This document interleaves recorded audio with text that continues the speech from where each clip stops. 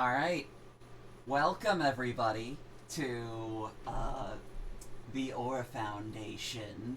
This is part 2 of the opening arc, which is just titled Welcome to the Foundation. Last time, you guys were welcomed in. You arrived. Some of you had already been previously working there. Some of you, this was your first day on the job.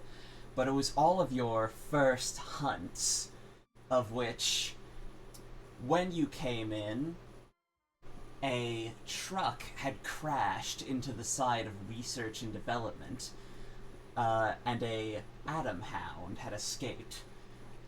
Of course, the Atomhound being a very powerful being who eats electricity and uses it as a weapon. Okay. So, going around, introducing everybody. I am, of course, Artsy Lazuli, the Keeper. Unfortunately, Wiremouse could not join us today. Unfortunately, they are sick, but they are here in spirit.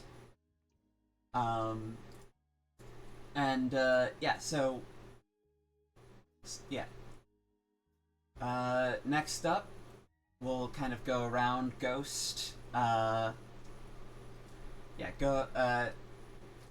Ghost, Hollis, Renee, Calvi. In the order of like the. I'm Hollis. Yeah. Yeah. Just kind of. Would you like character intros or person intros first?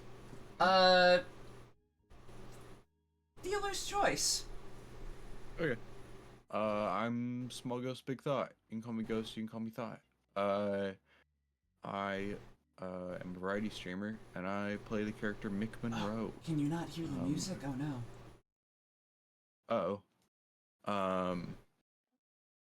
I play Mick Monroe, who is a himbo of a mechanic at the Ore, who just went on their first mission.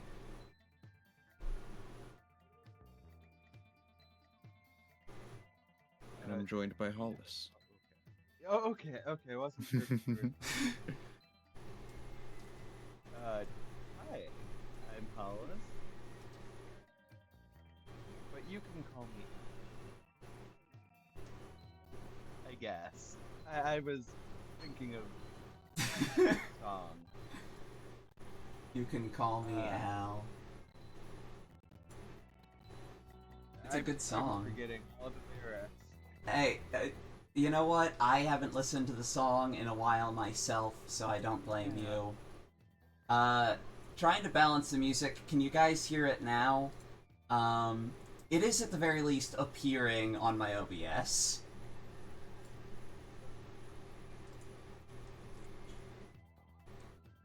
Hollis is low in the mix. Okay, hold on. 1 second.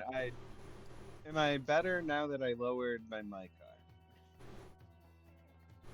You are louder to me, so...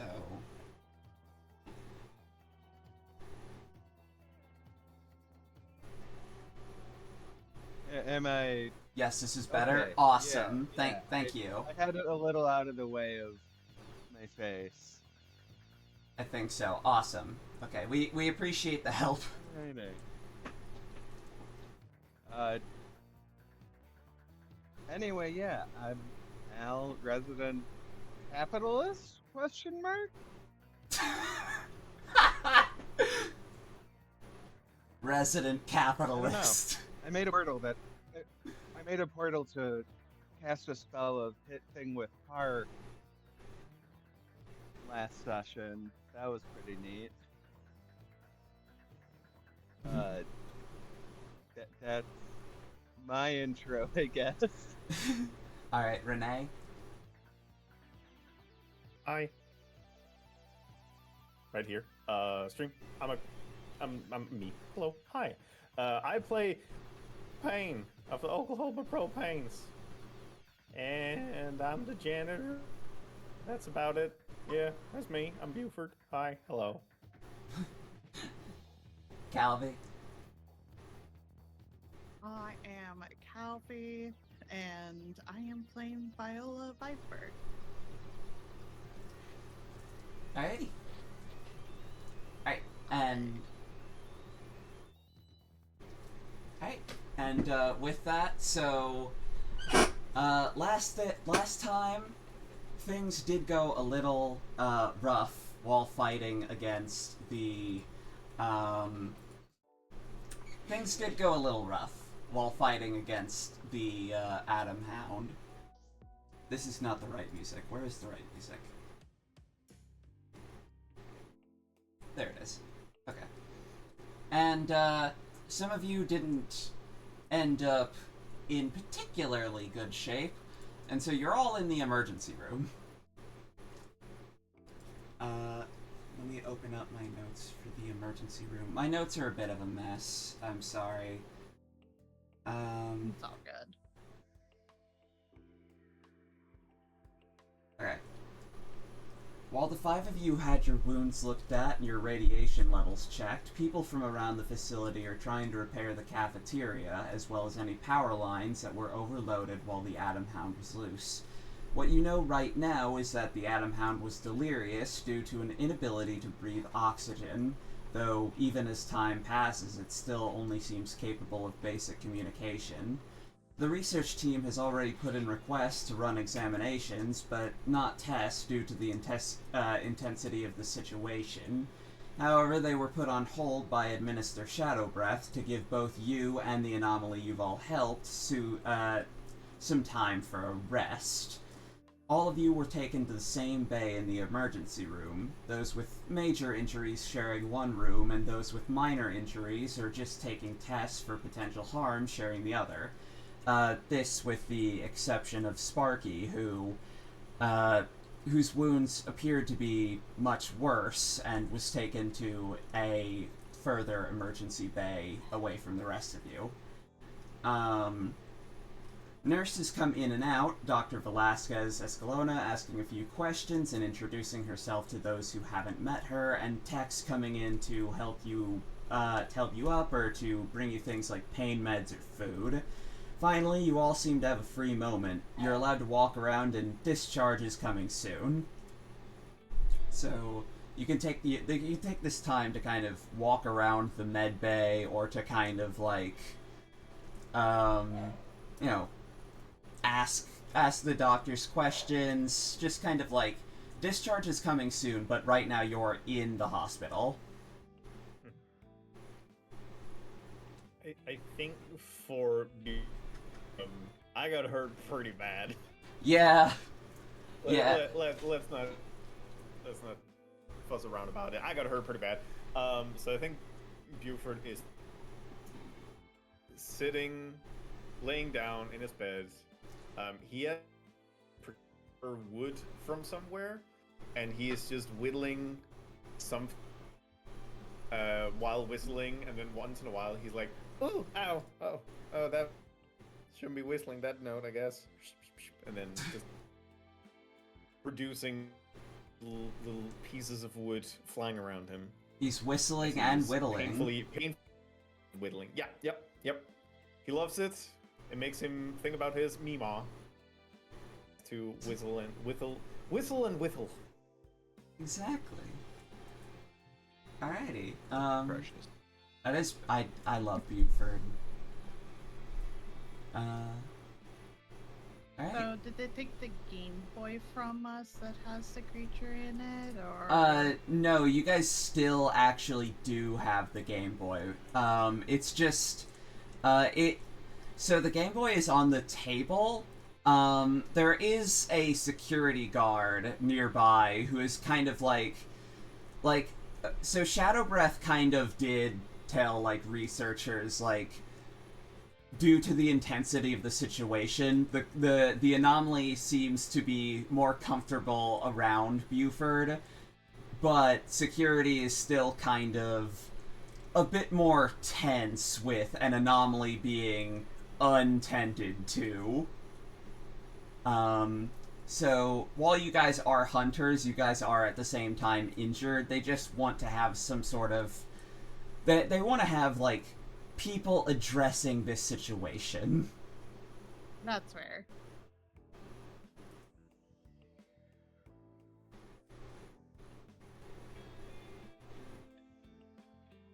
Yeah. Probably get up then and look around, see how far I'm allowed to look around before someone, like, kind of shuffles me back to bed. Actually, Viola, if I remember correctly, Viola didn't take any damage. I don't think I did.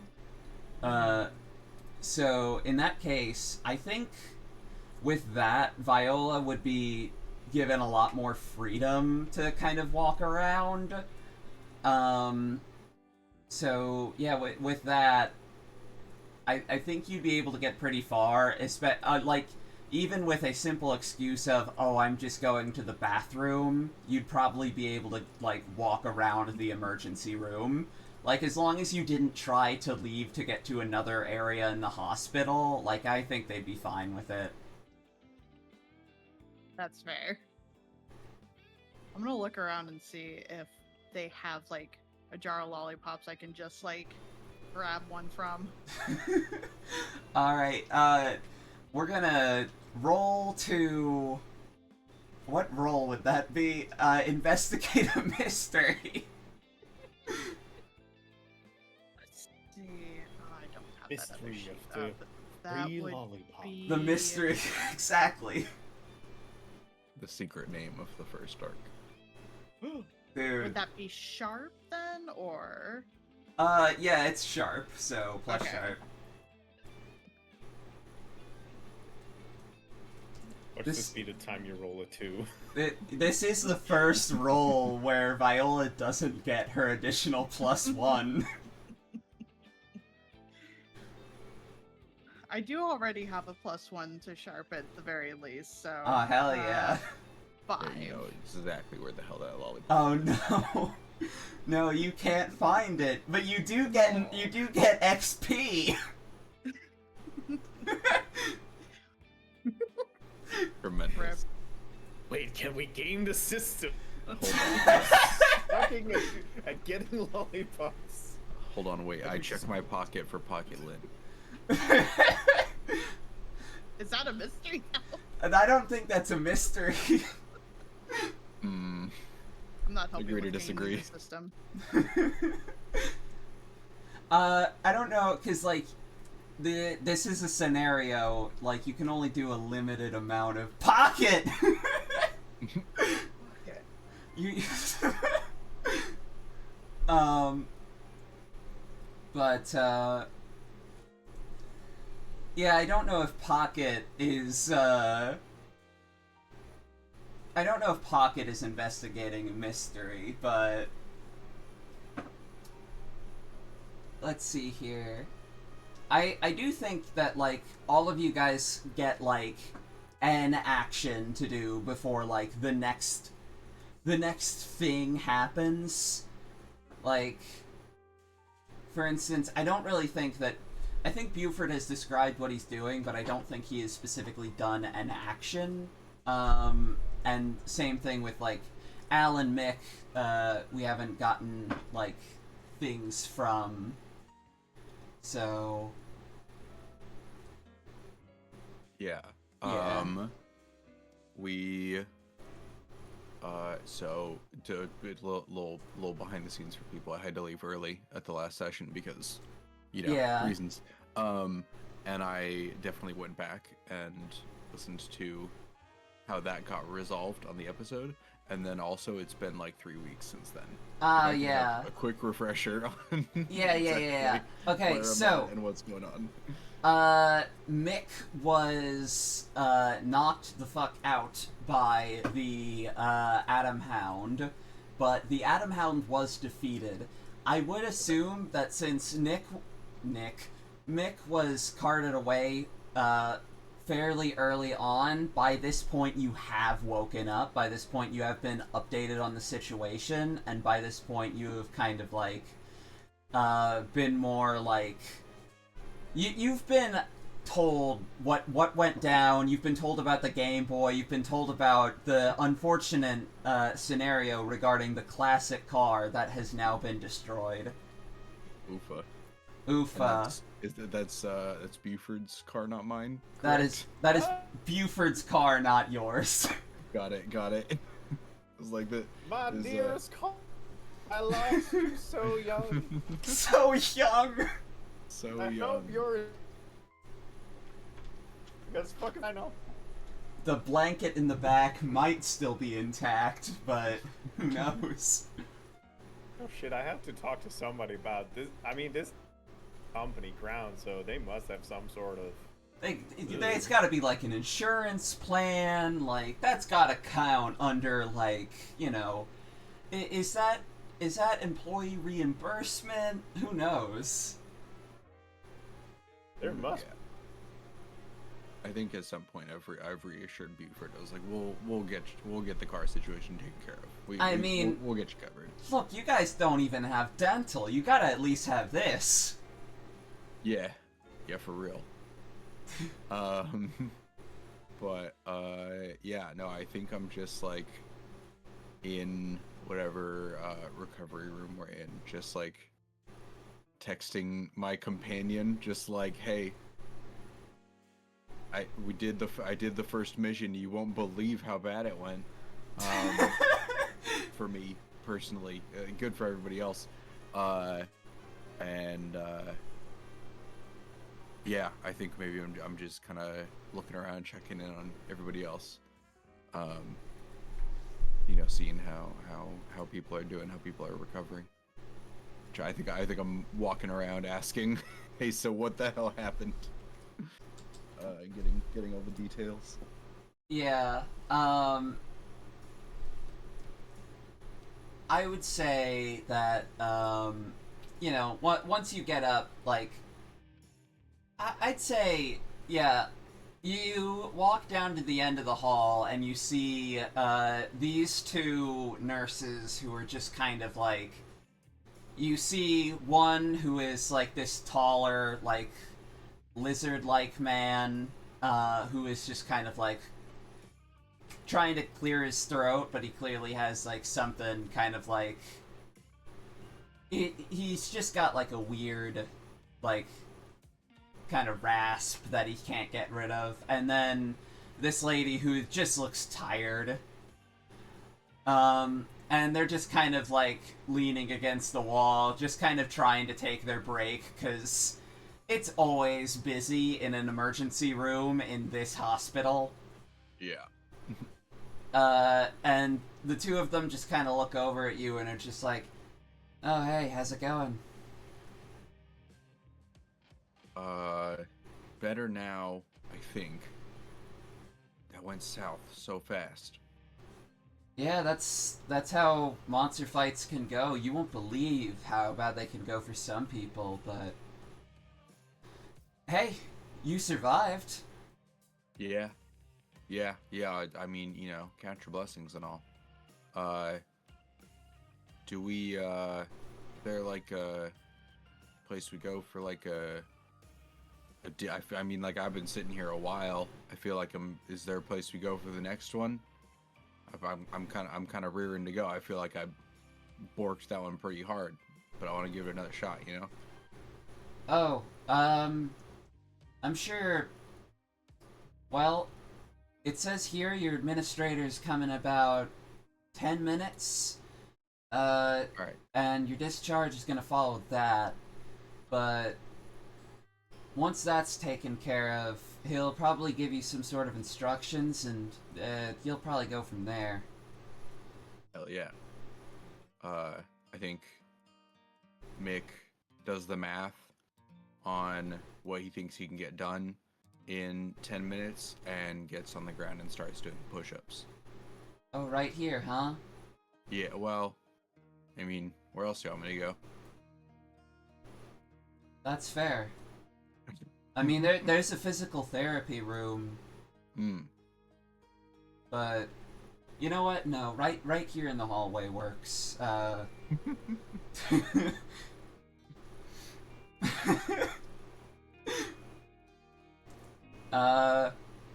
Actually, the Dragonborn kind of looks at you and he's just like, actually, no, I like this guy's spirit. And he kind of gets down and starts doing push-ups with you. Hell yeah. I want you to do. We're gonna do a roll off of it's gonna be act under pressure to do a roll off to see who does more push-ups. Okay, hold on. This rules. Yeah, hold on. Let me roll 2d6 here. So act under pressure is That's plus cool. plus cool, right? Okay. And yet, well, something tells me you're gonna beat my roll. I see. I got a 10. I got a 5. No, you Hell fucking, yeah. you sweep this guy under the bus. This guy, he gets up and he's like, damn, I didn't realize I was that tired. I respect your mettle. He pulls a protein bar out of his bag and he hands it to you. It's unopened. Hell yeah. He's like, you deserve this more than me. Gamer's my game. Dude, he real respects real right there. Alrighty. Alright, oh, we lost Renee. I know what happened. He's trying to reboot his internet, but I didn't realize that he left the call. Oh yeah, yeah. Yeah. Alrighty. Al probably is just being a little shifty guy in his room. Trying to figure out if he's gonna have to come up with an elaboration on, since the only bit of damage he took was self-inflicted Yeah. in a way. One of his spells, the cost was apparently more than he was offering. Yeah. So he's gonna be like trying to figure out, does he need an excuse? Is he gonna have to start Gaslight Gatekeep Girl Boss? A good idea, yeah. You always gotta gaslight, gatekeep, girl boss, whatever entity is giving you your powers. Oh, I was saying more about if they ask about, hey, your arm seemed like slightly atrophied or something. Oh. Oh, I don't gotcha. think that's an electrical thing. No, that's a good point, actually. Yeah. Okay, so... Actually, yeah, thank you for reminding me of that. That's a more interesting scene. Yeah, a nurse comes in. Okay, so we've noticed something in your chart here. You kind of lost muscle mass in portions of your arm here. Yeah, so muscle atrophy is not a symptom of electricity or atomic blasts. We're just curious how that happened.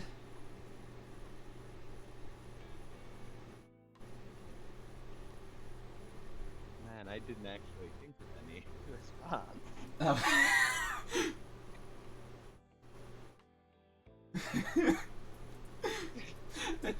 Why'd you point it out to me?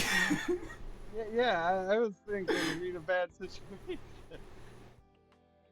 That's a good point. Yeah. I'm sorry. Yeah, no, it's fine. I thought you were telling me to question you. My bad.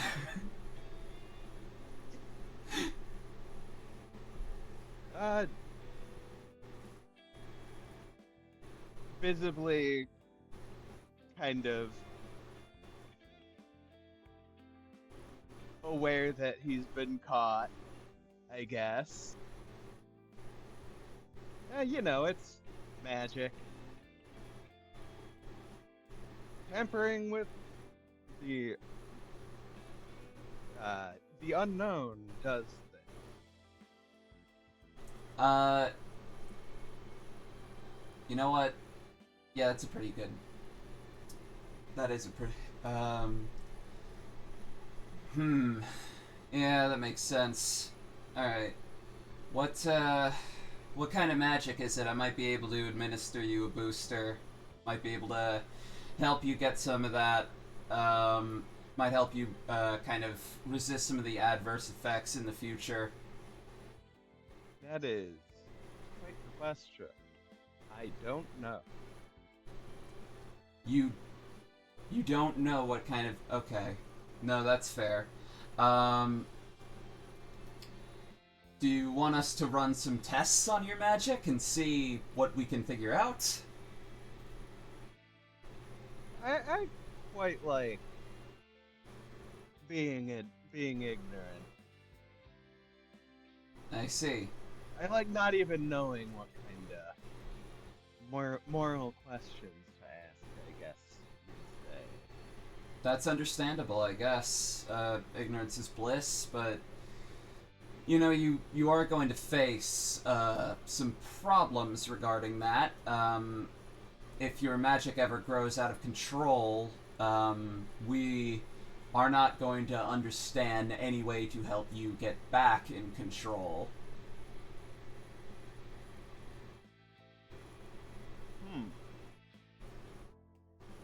I'll have a think on it. Please do. And then does your insurance cover magic testing? It's a good question. Yeah, it does. I like to think that it covers everything except for the obvious mundane things that would happen to you in day-to-day life. Literally, it covers everything but dental. Your insurance covers every single possible contingency except dental. Amazing. Now it's just a point that the whole company is trying to make sure that every is actually teeth, so they don't have to cover it. Oh, that broken car? I don't know. It seems like there's something wrong with the tooth of. Can I help you? Yeah, there's some teeth. Yeah, there's some teeth in here. No, I don't think we can do this. I think those might have been Buford's. No, I always keep my milk tooth around for good luck. You never know when you need a little. That's a good point. When I need a what? Alrighty. Alright. Does Buford want to do anything else, or do you just want to wait for discharge? I think at this point I've gotten through one good, and there's just like a thin layer carpet of chips on my bed, and I have procured somehow a second piece of wood, and I'm. Yeah, I think your nurse has come in and is just like, what? Where did you get this wood? And starts like trying to starts cleaning off your sheets, and it's just like, why? Where did you get the wood? And where did you get the knife? Oh, the knife's mine. That's my pocket knife. The wood, that's just whittling wood. Well, come on, man. Also, thank you for cleaning this up. I'm trying to make, but it keeps breaking at the end.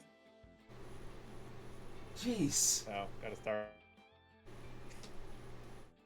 Well, we would appreciate it if you kept the whittling to a minimum, but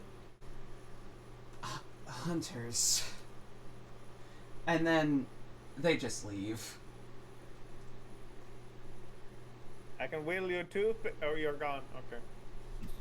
You're gonna whittle your tooth. Oh, we don't cover that. Forgot. Sorry. Eventually, Buford, you see the curly hair of Shadow Breath pop in before the rest of him, and then he's just like, "Hello, Buford. Hey. Where is everyone else? Al?" I look Buford? around as though it's the first time I'm not looking at. Oh, I guess they gone. Sorry, I got that whip. I was kind of like I was locked in, as the kids say. Alright, well, the two of you are accounted That was a for. big joke. He Oh just... God! Oh, don't he- stick up on me, God. He looks over, he sees the free lollipops, but he doesn't see Viola. Huh. I guess they got lost.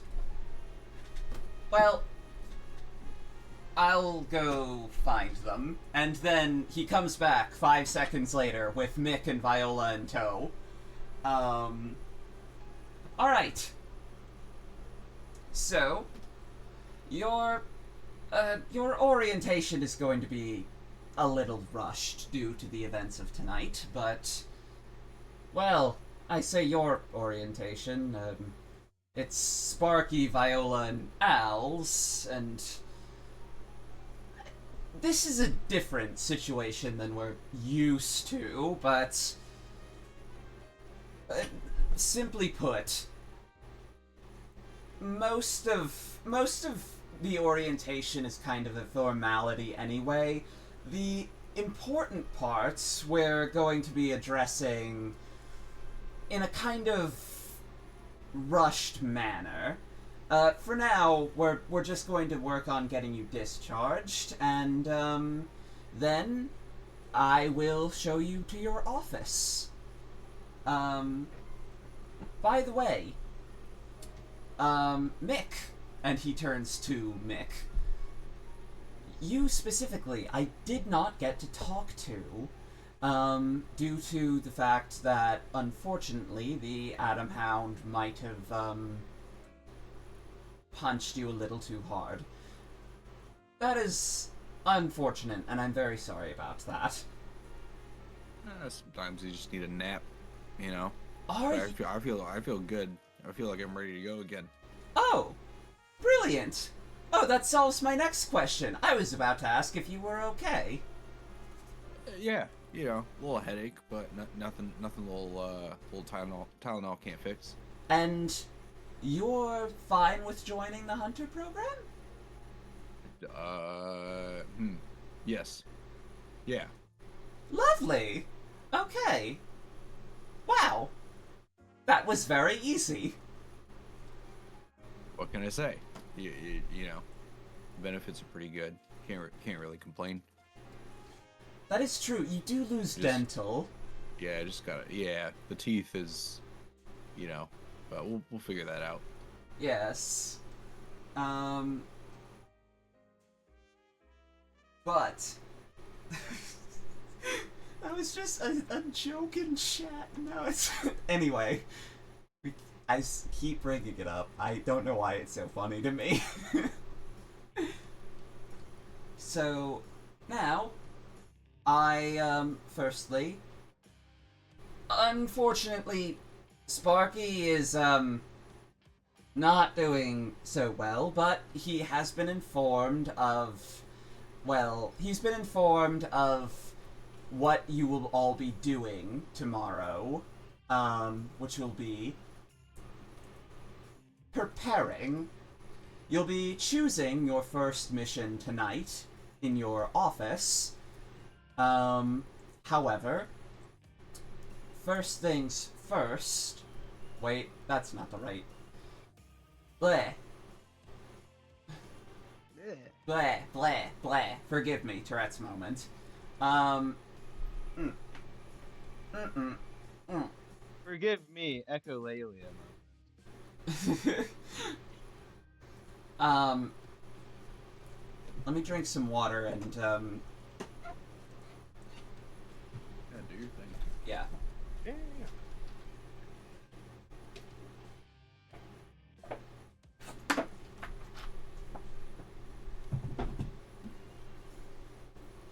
Oof. Whew. Okay. I will expound upon the conversation that just happened of like I do want to know that Mick, while being asked like, so do you have any interest in joining this team, is like putting like 5% effort in to look like to hide the fact that he's texting his companion of like, oh my god, it's happening, they're asking you to join the team. He's just like, he is trying so hard to be present and in the moment for the conversation, and is just way too excited of like, oh fuck, it's happening. We're Oh in." fuck. We did Just it. immediately putting aviators on and crying underneath. Yeah. Like, Just yeah, I guess. That was So kinda cool. I don't unbelievably know. excited. All right. Barely even let them finish the sentence. I will say I did not get to finish the art of the office. Forgive me, I was ill. But You're so good. so you guys are kind of led through the hospital, and back out into the whole of the facility. You take a breath of air, and it feels so cool. Buford, you are currently in a... Are you in a wheelchair or on, like, walkers? Because I'll give you the option. I feel like it's because I still have my janitor cart and I'm leaning heavily up against it, but I'm also using it forward. So I'm like, listen, I still gotta do my job, and currently I'm my worst enemy, and it's half full just of wood chips. I'm dragging that, using it to kind of lean up against. It's like, oh, Yeah. ouchies, smarts. Ouchie smarts. Yeah, I getcha. Alrighty, so Buford is walking using his cart, and you all head from... Can you see my mouse cursor if I do this? No. No, you can't. Okay. Well, you all head from medical down to the hunter's offices, which is also the legal offices, but, anyway, so hunter's offices are, you see they're organized, by different letters. Where is the hunter's offices file? There it is. There are 5 sectors, each one with 3 offices each. Yes, each sector is named after a different monster that we... Well, they're monsters that we have kind of, we don't hunt these ones. You guys will be in Sector Leviathan, Office 3, so L3 is your office specifically. And And after things above our pay grade, I see. above our pay grade, we have, well, places to observe them, but there's, rules and Don't regulations. observe back. Hope they don't observe back. That is a good one, Al. Yes, we definitely don't want to deal with these ones. I have a question, clarifying question. Yes. Are we getting a shared office or like in offices? Oh, the 5 of you are sharing an office. But Oh, it's... thank God. I don't listen. It's all good and dandy. I don't know what I would do with I had a whole room to myself. I had the back of a car. Bless your soul, Carby. worth enough for me. Oh yes, regarding your car, would you like a replacement, or would you like us to attempt to rebuild it? Attempt to rebuild it, thank you. I will put an order with the garage. Thank you. The boss should be happy with this. They love a project. Yeah, they lead you up a flight of stairs onto the second floor, and you see the name Leviathan Sector in, like, big, bold letters. And then you are led to the end of the hall, where you see the L3 office in big letters. And then, the door is opened, and you see this, like, this very, like, nice-looking kind of office space. It kinda... I didn't get to finish drawing it. You know the office from, like... Have you guys ever watched the live-action Scooby-Doo sequel? Specific poll, and yes. Specific poll, Very and yes.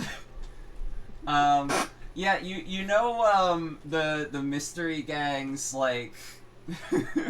you know the mystery gangs, like, lounge office type crib? It kind of looks like that, except with, like, more desks, and, like, there is there is, like, this area with, like, a table with, like, a kind of booth-like seating around it with, like, a giant screen towards one end. And then, like, there's, like, sort of, like, a conference room towards another end, and, like, your own, like, small laboratory. It's not, like, a large laboratory, but you have, like, a small one for doing your own sorts of projects. Like, yeah, this is kind of... So, okay, so one class in Monster of the Week gets what's called a Haven. Actually, I think, like, 2 or 3 classes get it. But here's the thing, is that Havens are awesome, and they allow you to do a lot of things. And so most keepers are just like, I know none of you have the class, but I'm giving you one anyway, because this opens up, like, so much stuff in between arcs for you to do. So this pretty much will operate as a haven. And aside from the lab, there are a couple of empty rooms, and Shadow Breath kind of gestures to them, and it's just like, those are kind of for you to do as you see fit once your team has more funding. But to get more funding, you're going to have to prove yourself to more than just me. And then he kind of ushers you all into... he ushers you all into the conference room and says, now, take a seat around the, take a seat around this sort of, hold on. Take a seat around the table, and there's this, like, olive table, and then there's, like, a blue chair at one end, and then 5, there's 5 more basic chairs, and he's like, we'll get you all your own chairs of your own... This is not the right... We'll get you all your own chairs of your own specifications eventually, just put in the orders. These are, well, temporary. This one's mine. This one is built to my specifications. I would prefer it if you didn't sit in it.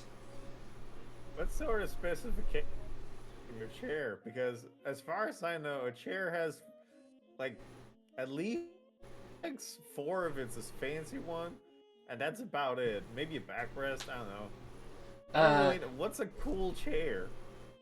Oh, you could get heating, you could get, well, for some of our more anomalous fellows, some of them prefer it to be rot resistant, curse resistant, various types of resistant. You could get one that kind of forms to your back over time. You could get one with advanced lumbar support. It kind of just depends. Usually we're willing to shovel out for chairs. And everything but teeth. Is that like a thing? The directors, I don't understand them. The funding is provided by a very affluent tooth fairy. I think, here's the thing, one of the directors, his cousin owns like a toothpaste company, so I think it's Big Teeth. But look, you didn't hear that from me though. We're not gonna be hunting big teeth, are we? We're not going to. Maybe. It kind of depends upon what comes across my desk and what I assign to you, but. I mean, if that's something you would rather give to another team under my jurisdiction, I'd prefer just to stay well away from giant gnashing maws or anything. Okay, well, that might be a little harder, but I can keep you away from living teeth. That could. That's a good I'll promise. settle for that. Yeah. Yeah, no, I can live with Good. that. It's a good middle ground to settle on. A good middle ground, yes. I was gonna say, I don't think there'd be a way to avoid all teeth in this industry. Yes, no. Mr. Shadowbreath, I get a little sheepish, and then Bew takes a note he's been scribbling on and slides it over to Shadowbreath, and face down, and then pull my hand back and starts like pointing fingers. I think I have a specification for a chair I might want. I do. Oh. Put down some notes. Go ahead, Buford. So my cousin Clementine used to have this chair, and I kind of think I want one of those.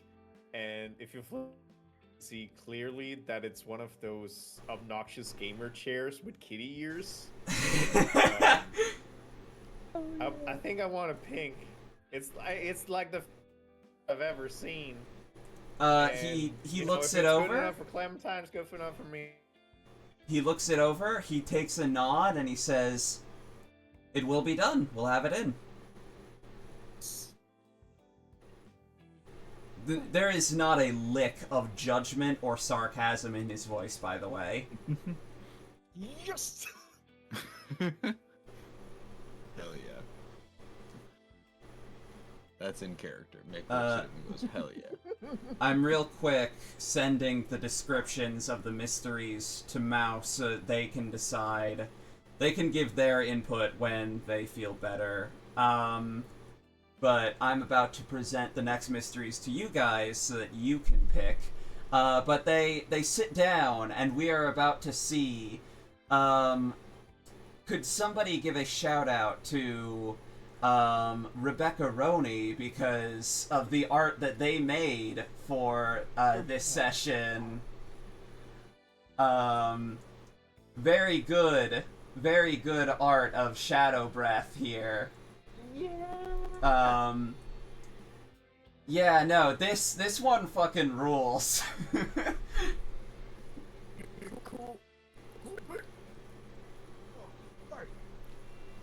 Rard. It's good. It's very good. Very good. Good to see it at the end of last session too. Yeah, we did. It's good. I want to see. I'd love to see it more.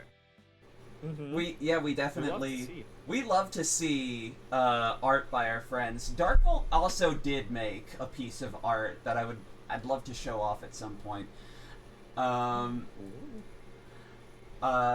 is Dark Bolt behavior. That is Darkbolt behavior. This is good art, and I'm not biased. No one is This biased is good here. art, and I am extremely biased. Biobath. But yeah, so he sits down, and Bat suggested the turtleneck. Bat did suggest the turtleneck. That is non-binary. It is the same input I would have given. the non-binary urge to wear a turtleneck. Wear like a The different turtleneck, gender queer urge to wear a turtleneck. Wear a turtleneck and have that haircut. Yeah, exactly. Yeah. Okay. But he sits down and he gestures to the 3 files that he places on the desk in front of him, and he's just like, so we have 3 missions for you guys to choose from. These ones are all very interesting in their own right, but each one comes with its own slew of problems. Each one, well, let's just get into them. And then, boop. Then he presents the 3. Firstly, here on the left, is one that I have titled A White to Remember. This one is a very standard mission on the surface, but remember that every mission contains its wrinkles, no matter how hidden. An ancient revenant of a long-forgotten knight has been seen in Strasbourg, France. They wear an intimidating frog-mouth helmet and a long white cape. Reports have them being seen stealing a horse, phasing in and out of existence throughout the city, generally wreaking havoc. The problem with this mission is the lack of concrete information. As far as the assigned mission, this one is simple. Find the Revenant, figure out what's causing them to phase out of reality, from there, deal with the monster. However you do it, and whatever you do is up to you, just get it done. The unfortunate part is, Revenants typically don't phase in and out of existence. They're usually, fairly normal. So that's the most anomalous part of what's going on here. And, well, we have no information on what's causing that. So this one is kind of awkward. Here in the middle we have Dead Station Still Beating. Somewhere deep in the heart of the Kootenai National Forest in British Columbia, a radio signal is being picked up. A long-dead channel from a defunct station that's been torn down after the death of its original owner. Your mission would normally be to find the location of the signal and figure out what's causing it, report back, and then do something about it. However, there's a couple knots in this one. There's a rather large Fae colony not 100 kilometers from the signal. Now, we've not always had the greatest relations with Fae society, and every interaction with their largest cities to their smallest village must be handled with the utmost care. Armed with that knowledge, I tell you this. You will be on your best behavior if you take this mission. When you get off your train, you will report to our administrator to the Canadian Fae, speak to this colony's minor court, discuss a plan regarding the signal, and figure out how best to proceed. It's a very tense situation. Finally, on the right is a stranger, new yet old. We've received a report from a teacher working at the legally distinct university, the legally distinct state university located in Baton Rouge, Louisiana, where he says he's been seeing the ghost of a woman taking classes and interacting with students. He says that back when he was an alumni, she was one of his classmates, and even further still, when he was checking the records, he kept finding pictures that looked just like her, under completely different names and identities. When we sent scouts there, they found well, they spotted the young woman, and she appeared to be completely human, but when they looked through the, records, they did also find pictures of her under completely different names and identities. So, it does bear further investigation. However, you should not interact directly with her unless you have a strong alibi. If you would accept this mission, your cover would be this. Some of you would be presenting as teachers. Some of you would be presenting as exterminators there to take care of rat problems. You wouldn't actually have to deal with the rat problem, by the way. You would just have to say that you do. Are you gonna be releasing rats in the university? Oh, no, there's already rats there. Oh, that. Would anybody be deal with the rat problem? Oh, no one is actually dealing with the rat problem. We've called the university to say that we're dealing with the rat problem. Or rather, we intercepted a call that they sent to an actual exterminator. But you don't need to know about all that. Either way, yes, basically, you would be infiltrating this university to figure out if this is not just a case of mistaken identity, and if this is actually a case of this woman being a ghost, so to say.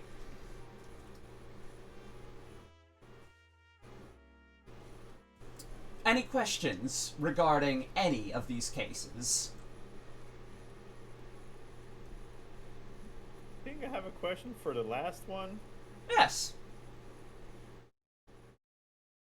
Yes. So is nobody dealing with the... Or are we just gonna ignore that part? Is nobody dealing with the rat problem? I mean, you're free to deal with the rat problem, but no, not really. Oh my god. Alright, okay. I mean... Second question. Do I need a passport? You said the first one was in France, and that would be the furthest I've been any time in perpetuity. State, right? Do you not have a passport? If you don't have a passport, one will be provided for you. I mean, do I need a passport to go to Kentucky? You don't need a passport to go to Kentucky, but you would need a passport to go to France and Canada. What? Yes. To cross country borders. Buford, how far have you been outside of Oregon, if you don't mind my asking? Not to pry, but I think this would be it. this Like, I started in Oklahoma and then I went here, and that's... You're telling... Listen, I'm not ready to go to Kentucky. That's too far away. That makes me scared.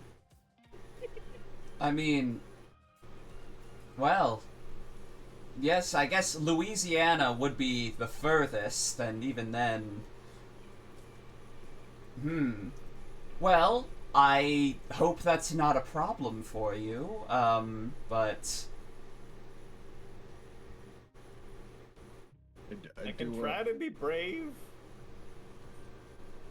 I believe in you. If you would like to, if you would like to roll to act under pressure for your bravery. Just the thought of traveling requires speed to roll. if you'd like to get some bravery So going. true. So true, Buford. I think in the background. Uh-oh. What? Cool? Cool. Aw, cool. I get experience. Oh, nice. I think at this point Buford is starting to like slightly hyperventilate, and he's trying to like grab for a plastic bag from from his like janitor supplies, and he starts like, okay, no, I got this. It's fine. It's fine. It's fine. I think I got this. It's just Kentucky. Like, it's not further away than that. It's gonna be fine. I think Mick is in the background doing the math of the fact that Kentucky is closer to Oklahoma than Oregon is, and is very, very confused about what the issue is, but willing to be supportive. Just to make sure, you weren't asked for a passport to enter Oregon, were you? No, but I'm pretty sure that was probably just a clerical oversight because my peepaw, he always said that if you want to travel, you gotta need a passport. But I just hopped in my car and I drove. And nobody ever asked me for a passport, and I thought somebody's gonna ask me for a passport at some point, and I guess that would be a natural stopping point. But nobody asked me. And now I have to consider the idea of going to Kentucky, and I'm freaking a little out, but I'm fine. I'm centered, I'm demure, I'm mindful. I'll get through this. Buford's just in the corner doing affirmations about traveling to Kentucky. Would it help to know that Kentucky has fried chicken and thus barbecues and propane? That does help immensely, thank you. Would you? I think I just found my cornerstone, my mental cornerstone. I can always grab to the concept of barbecue and I'll be fine. Middle one's in Canada, yes? Yes, the middle one does take place in Canada.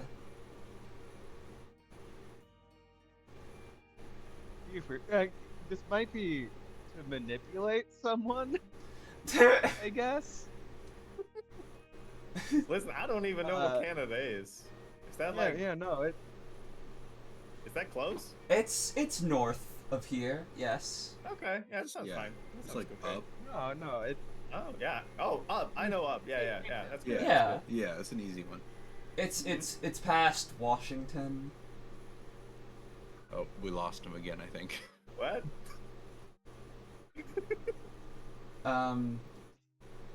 You know what? Maps You're was saying never a my lot of strong things. suit. You're confusing the boy. Shatterbreath pulls out his phone and shows you a map. So Mission 1 takes place here, and he shows you France. Mission 2 takes place here, and he shows you British Columbia. And Mission 3 takes place here, and he shows you Louisiana. Buford's eyes are completely glazed over by the third time you zoom out and you move across water to get to another place. Like, Buford is not registering it. There's no mental processing of what's going on, and he just kind of shuts down. I'm sure. Oh, yeah, that seems fine. It's across like a river or something. That should be able to handle that. That's fine. It's just like down the street. Yeah, no, it's a down the street and then a little up. I know that one. Should we get him like a therapy dog or something for the plane trip? The what trip?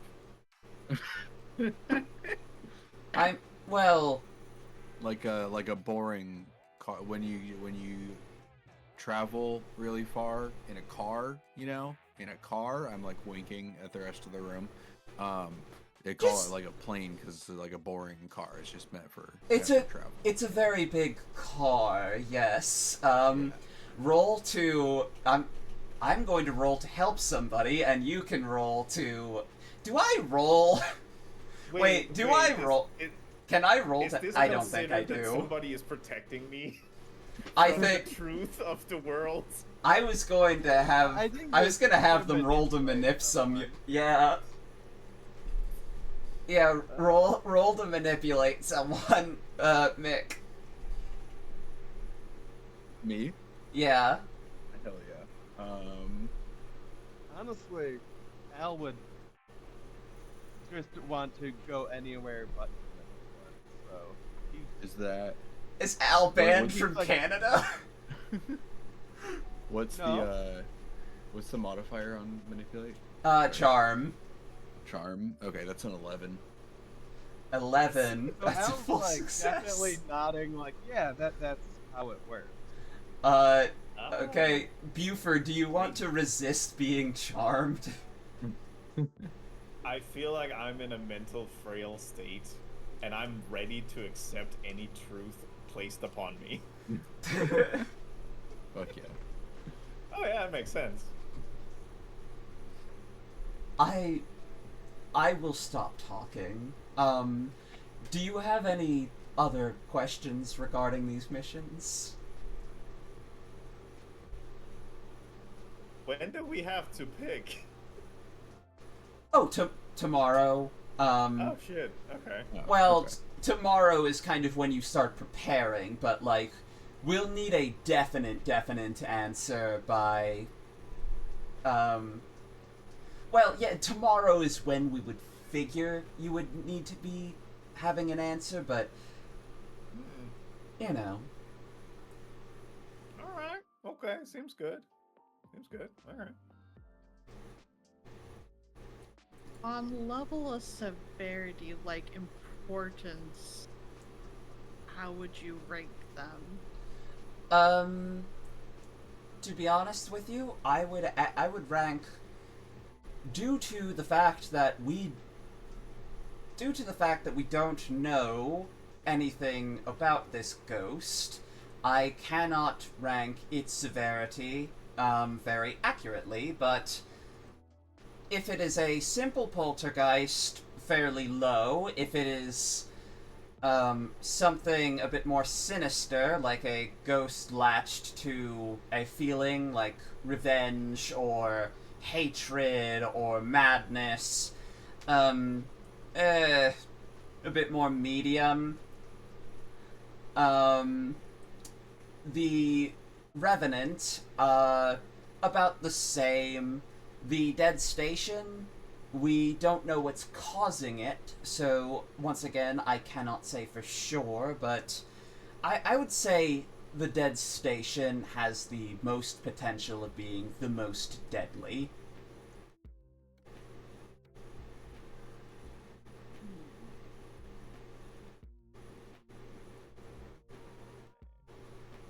And we're quite sure that the ghost is some sort of ghost and not just a Yeah, I'm loving it. lineage I'm of loving people chat that here. look like the same. None of them have the same. None of them have the same last name, first name. Well, none of them would have the same first name. None of them have the same last name. We've done DNA testing from what we've been able to pick up. And none of them connect back to anyone. They are physically there, but from what we can determine, biologically, they seem fairly unknown. No matter what, this is an anomalous person, but whether they are an anomalous human and thus should just be left alone, left to live their life, or a ghost, which should at the very least be investigated, is just, well, unknown. Frankly, this could very well just be a paranoid old professor who saw someone who looked similar to someone he saw once before. Could be a vampire. Could be a vampire. They like going. I hear they like going through his school a few times. Could very well be a vampire, and luckily one who did not pick a high school. Yes.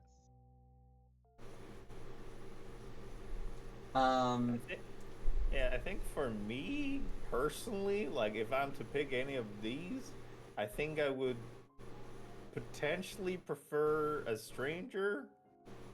Now that I'm okay with the concept of traveling far, I could go to Kentucky, France. While Up is okay, I don't know much about radios. The radio is in the forest, if that helps you at all. See, I wouldn't know anything about that because I don't know about radios. That's true. Yeah. Well, okay. But I don't know. I'm I'm gonna be honest. I will be looking at the rat problem too because I feel like we shouldn't just let that thing go unattended. Fair, honest, understandable. If you'd like to, you know, accrue some rat friends, well, we could always use more rats around the facility. What? No. Okay. Circle back. What does that Hold mean? on. Yeah, wait a minute. Are we? Well, What? we have Porridge, and she's a skunk. Does skunk eat rats? No, we could just make more rats that are intelligent, and then we have rats. You can just see. You say that like we're all supposed to know what the hell that means. You're That's telling normal. me you can make rats smart? Yes. Why is this not our job? Why are we not making rats smart? Yeah. Do you have degrees in biomechanics? Not yet. No, but the rats could. Hey, mechanics I got. You give me the other the whatever the other three letters were. All right, if you guys need help with your university applications, let me know. We have a great funding program. Anyway, be sure to sleep on this. And feel free to, we'll be circling back to this in the morning. But for right now, I think we'll put a close to this, and I'll let you enjoy the rest of your evening. There is the... Oh yes, there is the topic of where you'll all be staying. Mick and Buford, of course, you guys already know where the apartments are. Could you lead Al and Viola to them? You got it. Yeah, sure. Alright, awesome. Do you guys leave the office yet, or do you guys want to look around a bit? I mean, if we're going to apartments, we might as well take the case files with us so we can drum them over. Yeah.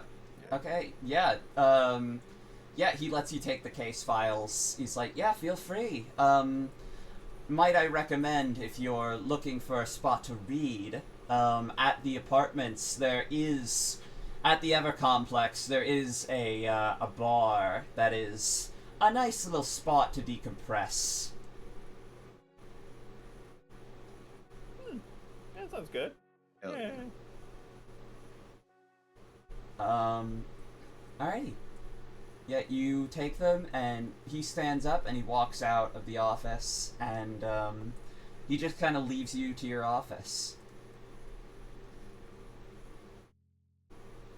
I will note, I didn't want to interrupt earlier. Al got a lot more quiet and squirmier when Fey politics were mentioned. Just looking anywhere but at that time. Gotcha. No, that's a fun detail. Yeah.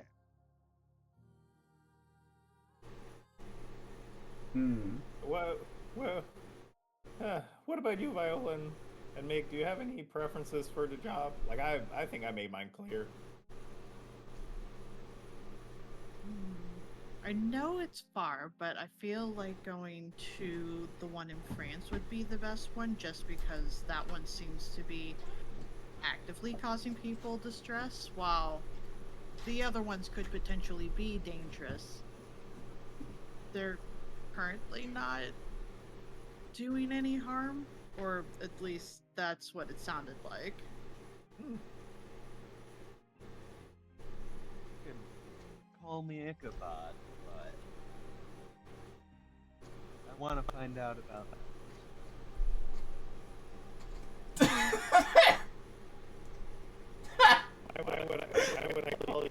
not. You're out. Don't worry. Okay. All right. Yeah, no, I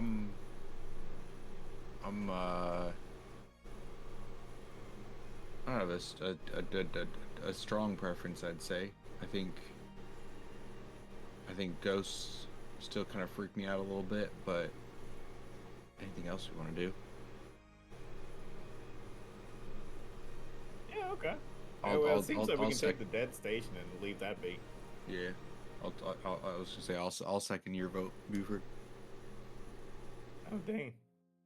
Well, I do kind of like Viola's reasoning. Like I don't like the idea of people being actively harmed. Yeah. Although, I guess you know what I'm gonna do. I'm gonna call that university and let them know that they got a rat problem, because if they got intercepted, that thing could fester. That's a bad style. You can't have that going on.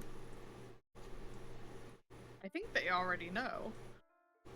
Oh yeah, but Shadow Breath said that they intercepted the call to a rat guy, which means that they have called out. They know that it's a problem, and they called out, and nobody's dealing with the rats anymore.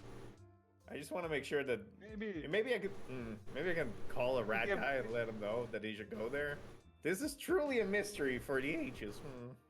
Give him an anonymous recommendation of some exterminator that Google up.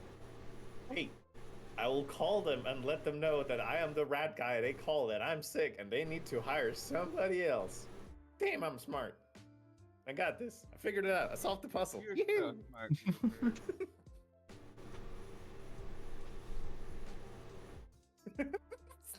I guess I just kind of assume whichever ones we didn't take were getting passed on to somebody else. Nix, I didn't think about that. It's really I good. I should have specified. No, these ones. So, pretend that Shadow Breath explained this, but these are the 3 that are assigned to you. You're gonna have to do at least. You're gonna have to do at least 2 of them.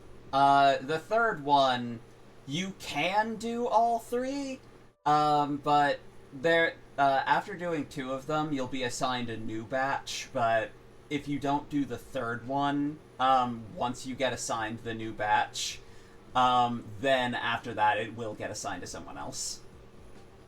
Okay, gotcha. So there's a way to do all of the assignments, but if you guys are really just not interested in one, then you can just skip over it.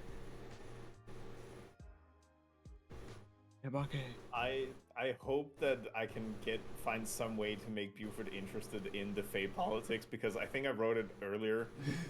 I don't see why Buford would care, but I want to throw Buford in there so bad. Dude, I'm not gonna lie, that one was my favorite one to write. Yeah, I have thoughts on how to get Al willing to do that. But yeah, that can take some time, so we can do other things in the meantime. I Yeah. can deal with my fear of traveling by going to France. Let's go to France.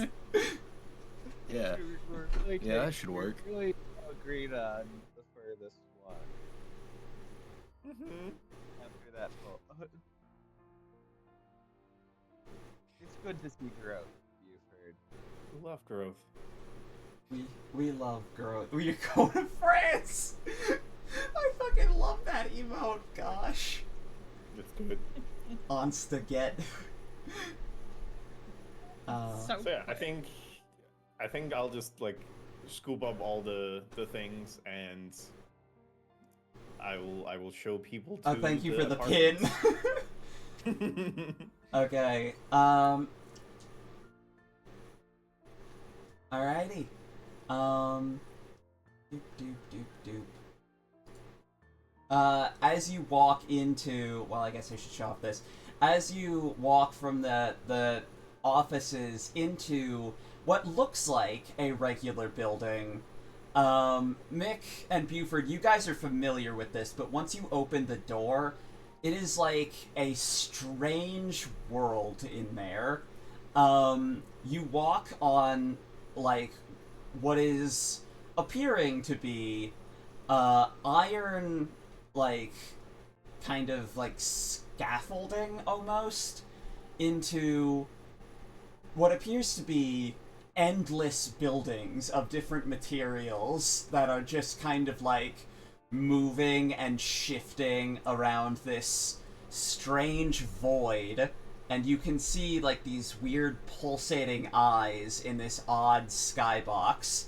And on the left, you see a small building labeled reception, and on the right, you see a small building labeled bar, and forwards, you just see an elevator.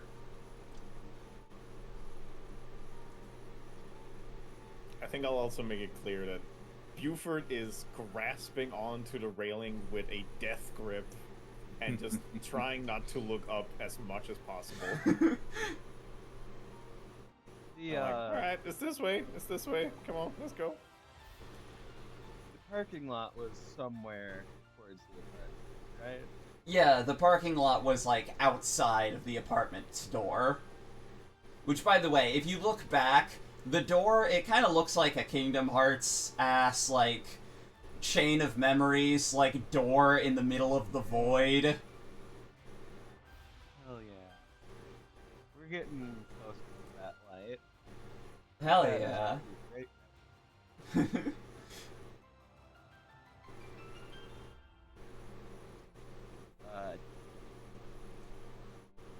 So before that, Al just kind of goes, "Okay, 1 second, I gotta get things get set up in place."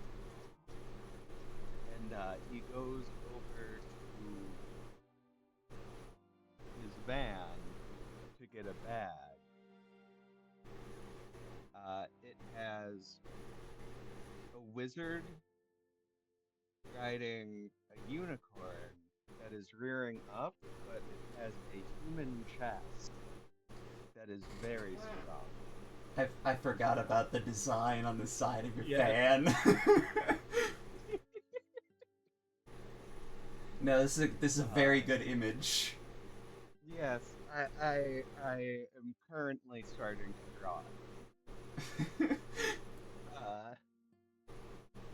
Just to get his bag. Probably within view of it. Yeah. Yeah, you guys all see Al go to his van, Yeah. and they take out a bag. Yeah, just like a few things. The essentials. Man, I miss my car. Yeah, Buford. If you In a look, better place. if you look to the right, you see them taking the bits of your car out of the cafeteria in like just people just like pulling it out. I'm like giving like a sharp little like inhale from it, like, alright, no, it's fine.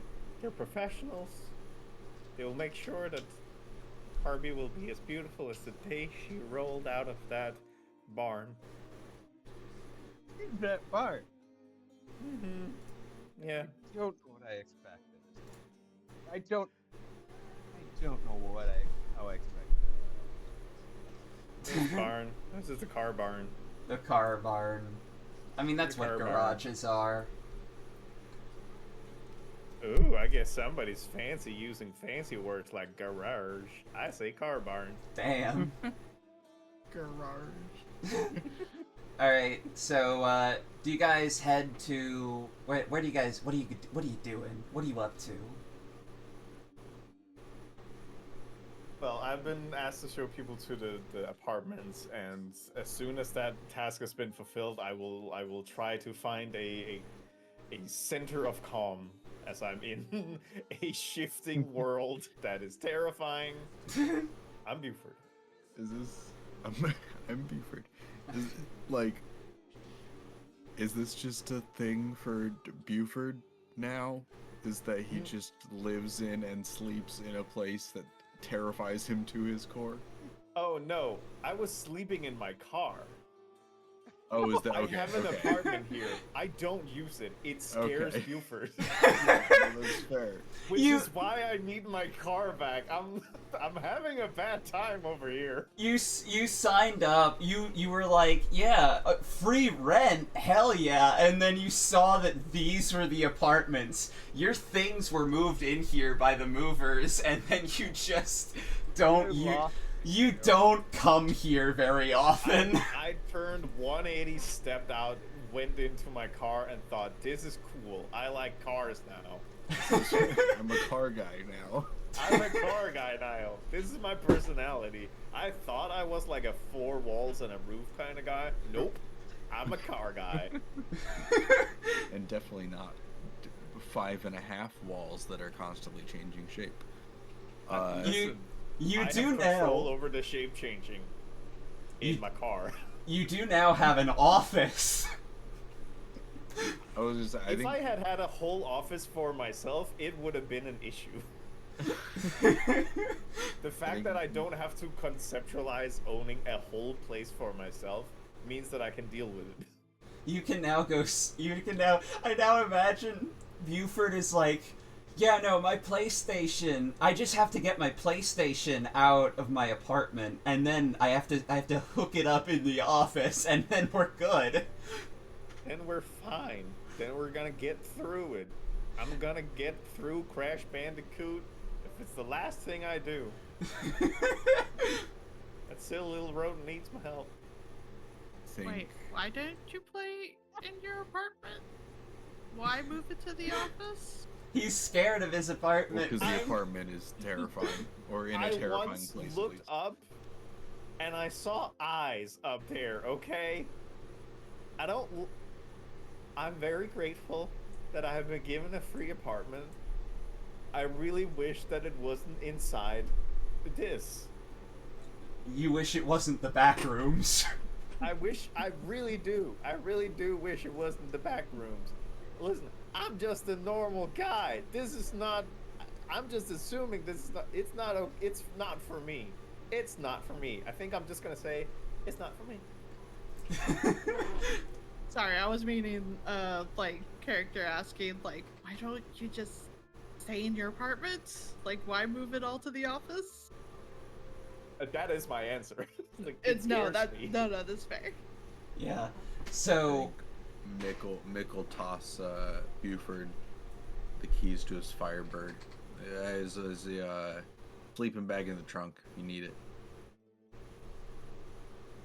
Thanks. I just I don't leave because I need to get you to your apartments, but you can see my feet are like shuffling for like a hot second. It's like right, yes. Yeah. all right.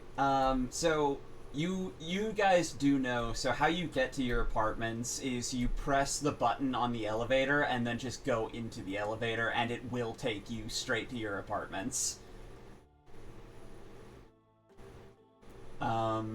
Or rather, it'll take you to the apartment of your request. Provided you have permission from the owner. Oh, that saves Zine the key for it. Or picking the lock. Yeah. How you get permission, you do need to go to reception with the owner. But you all have permission for your own apartments. Not each other's, but your own currently. If you wanted to get permission for each other's, yeah, you would have to go to reception. And then, yeah, the bar is just free access to all employees. The drinks are not free, but the drinks are very cheap, and there are a bunch of tables everywhere.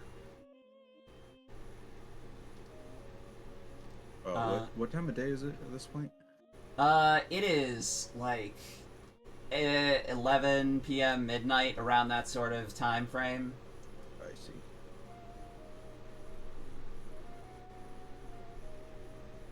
Yeah. I think Mick's just gonna head to bed. Awesome. Yeah, he got knocked out. I'm kind of done until we want to get up and start planning for our mission. Alrighty, so you head over to the elevator, you click the button, and the doors open. does anybody else go inside, or do you guys want to do anything else before heading to bed? I think I'd want to like thoroughly look over the case file. That seems like the one we're going for, so it's looked over before going to bed. Alrighty. But you head to your apartment first, I assume? Assuming no one else needs the file, yeah, I'll probably just take it with me to the apartment. Okay. Yeah, so, Buford, do you head into the elevator, or is it like, once everybody's in the elevator, you immediately turn back and leave?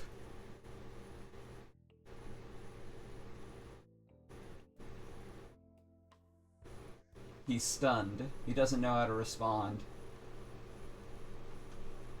Did we lose Renee? Renee?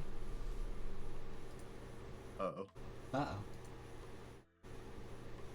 The internet ate Renee. The internet got him.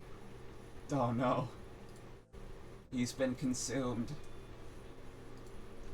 Alright, well, we can kind of go scene by scene. I leave to car. Alright, Oh, yeah. yes. Okay, so... Alright, and then, what is Al gonna do? Good question. Alright. Alright, well, while you think about that, we'll go... Yeah, Ghost head first, so we'll go to Mick. Okay, so Mick and Viola and potentially Al go into the elevator. And, you know, you guys click... I mean, Hmm? he definitely goes to his assigned living space. Okay, cool. Okay, so all three of you go into the elevator, and you go in, and you click buttons. None of the buttons are labeled, but Mick, you kind of already understand that. Yeah, you are just supposed to click buttons. I miss Renee too. It's like I can still hear his voice. Except I can't. Oh, there we go. Oh. Hello? Oh, Buford. Has Buford, been speak to me. traveling Buford. further than he ever had.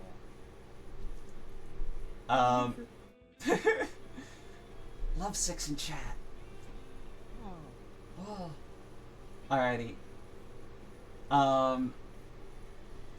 But yeah, alright, so you all just click random buttons on the console, and Mick, you are dropped into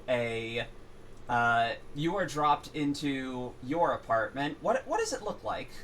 Like, I'll let you pick like the wall color, the floor color, what it's made of, like, and of course what furniture you have set up.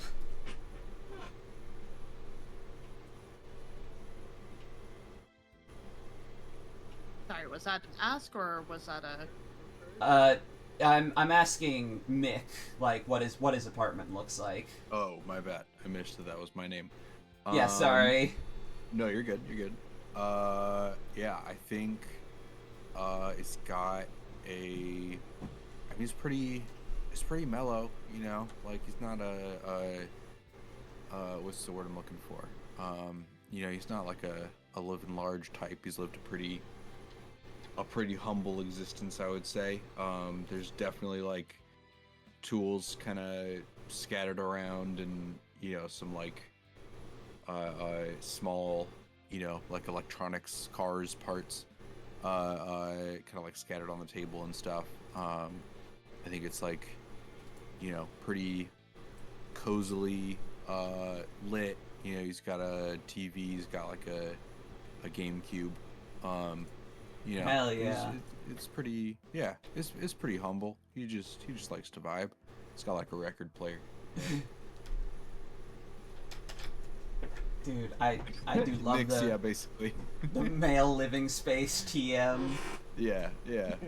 I like the idea of the record player with like a couple of like your favorite records are stacked on top.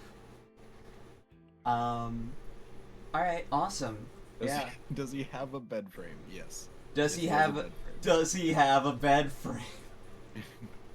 There's a bed Import. frame, and there are several posters of cars. Hell yeah. What's Mick's favorite car? The Pontiac Firebird. He's a fan of the classics. He's got a His own car too. Oh yeah. That's his. I mean that's Yeah. Hell yeah. It's you can't beat the classics. He's gotta drive his favorite. That's just the Mick special right there. Yeah. The mix special.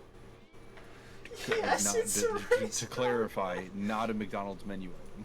Not a McDonald's menu item. Yeah. Yes, it is a race car bed. I'm gonna think Dude. about that one. When you're I'm gonna ponder that one, Nix. when your companion finally comes over. Yeah. Alrighty. Hell yeah. So I assume you like lay down. Do you want to call your companion or anything, or are you just like, yeah, I'm conking? I think we've been texting, and Mick is just like, yeah, I'm wiped out. I already got knocked out earlier. I'm gonna take a fat nap. Yeah. I think he just like lights a candle and goes to bed. Yeah, I think she texts you like, love you, heart. Yeah. And then yeah. Alright, you light a candle, you head to bed. Alright, and then next up, Viola. Most of your stuff would probably be in boxes, but I feel like the movers probably have definitely like set up some things. So if you want to describe kind of like how your room is laid out, yeah. It probably has like the feel of those kind of hotels you go into that are just like good enough to sleep in, but like they're not like meant to be like feeling like home or anything like that. And for her stuff, she probably has like a lot of other equipment that she like fiddles with, and her own like books of research on creatures that she's hunted before by herself in the past, and probably looking to make sure that they didn't try to take any of the weapons out of like her moving stuff, being like, I sure hope they didn't like throw that in with the rest of the stuff. That's some pretty like finely tuned things. I can't like just be having everybody like mess with them. Well, you notice that like all of your weapons appear to be in scabbards, in boxes, in like holsters. Everything appears to be in order here. Nothing appears to be touched. Nothing appears to be opened. Everything is sealed up. Everything is latched. They appear to have been pretty careful. I assume that like a place like this, first of all, you probably did let them know that you were bringing a collection of weapons, but beyond that, they probably were prepared for someone joining as a hunter to bring in like their own equipment, and were familiar with like handling. But yeah, like everything is kind of how you want it to be. That is good. She's probably still kind of getting familiar with having a sort of authority figure that she answers to, because any like normal authority figures probably would have been like, okay, we need to take this, and it's just like, well, I just need to get better at hiding it then. She's not used to the fact that these guys are like, oh yeah, you want to bring in a bunch of weapons? Brilliant, cool. We don't have to give you more. Yeah, and because of that, she's probably gonna like hide at least half of them before she goes to sleep. Like, okay, I'm gonna put this like behind like a picture frame. Like, I'm gonna, like, make some, like, fake drawers in these drawers so that way I can, like, house, like, weapons underneath it and not have it be in plain sight kind of thing. I love the idea that she has, like, a mace or something under her pillow. Yep. Notion of always trying to be prepared. And then after she puts about half of her stuff away, she'll look through the rest of the files to make sure that the person that read them all off didn't miss any information before actually falling asleep. Yeah, so you read through and you see a couple of little factoids about the case. The dossier kind of recognizes this as a revenant white type, and it kind of dictates that it dictates a couple of different, like, weaknesses regarding regular whites. Specifically, they are, intelligent, they're undeads, they have a sensitivity to sunlight. For instance, in the sun, they will begin to start turning into dust slowly.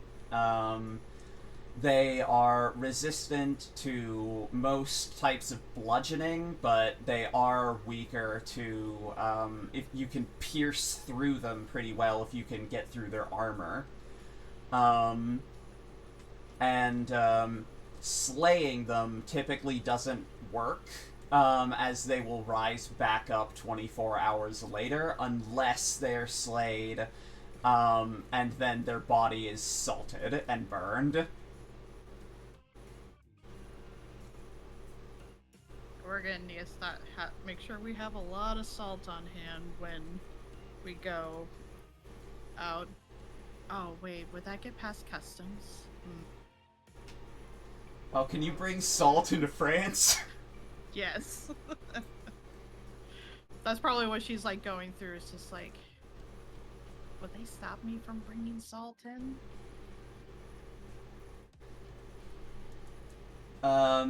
You do have internet, by the way. You got a full Wi-Fi connection. She's probably gonna look up that, like, stuff then before Yeah. it's heading to bed. You know what? I'm gonna pin that dark sass.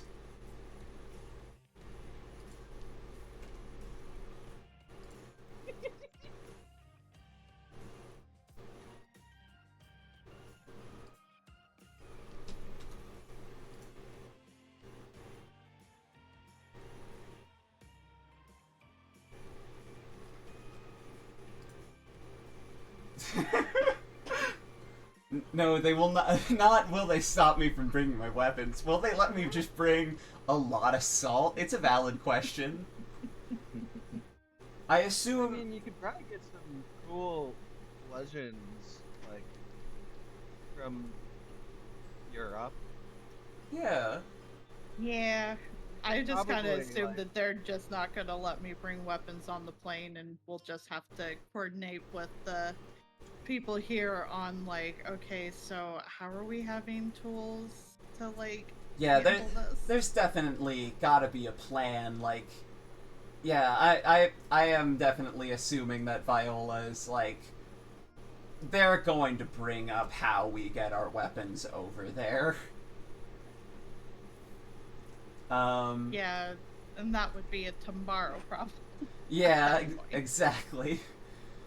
Right now, Viola is concerned about salt. Can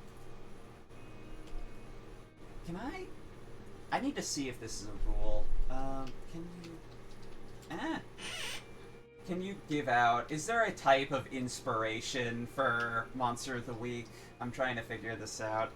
It doesn't mention it in the book, but I would guess a luck point, but Oh, all no, those also okay. have potentially negative consequences, It's- so I don't know if that completely counts. So it's just giving a +1 bonus.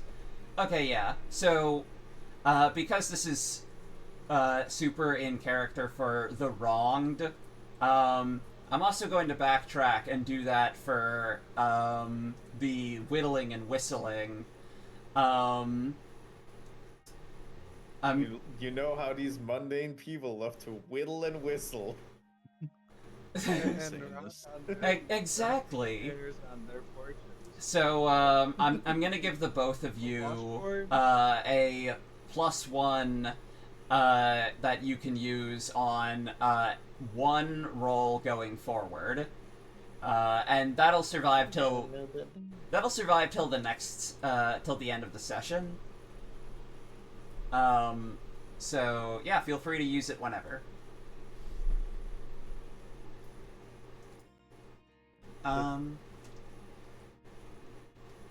It's less about acting as your class and more so about, yeah, this is basically inspiration. You are doing something super in character.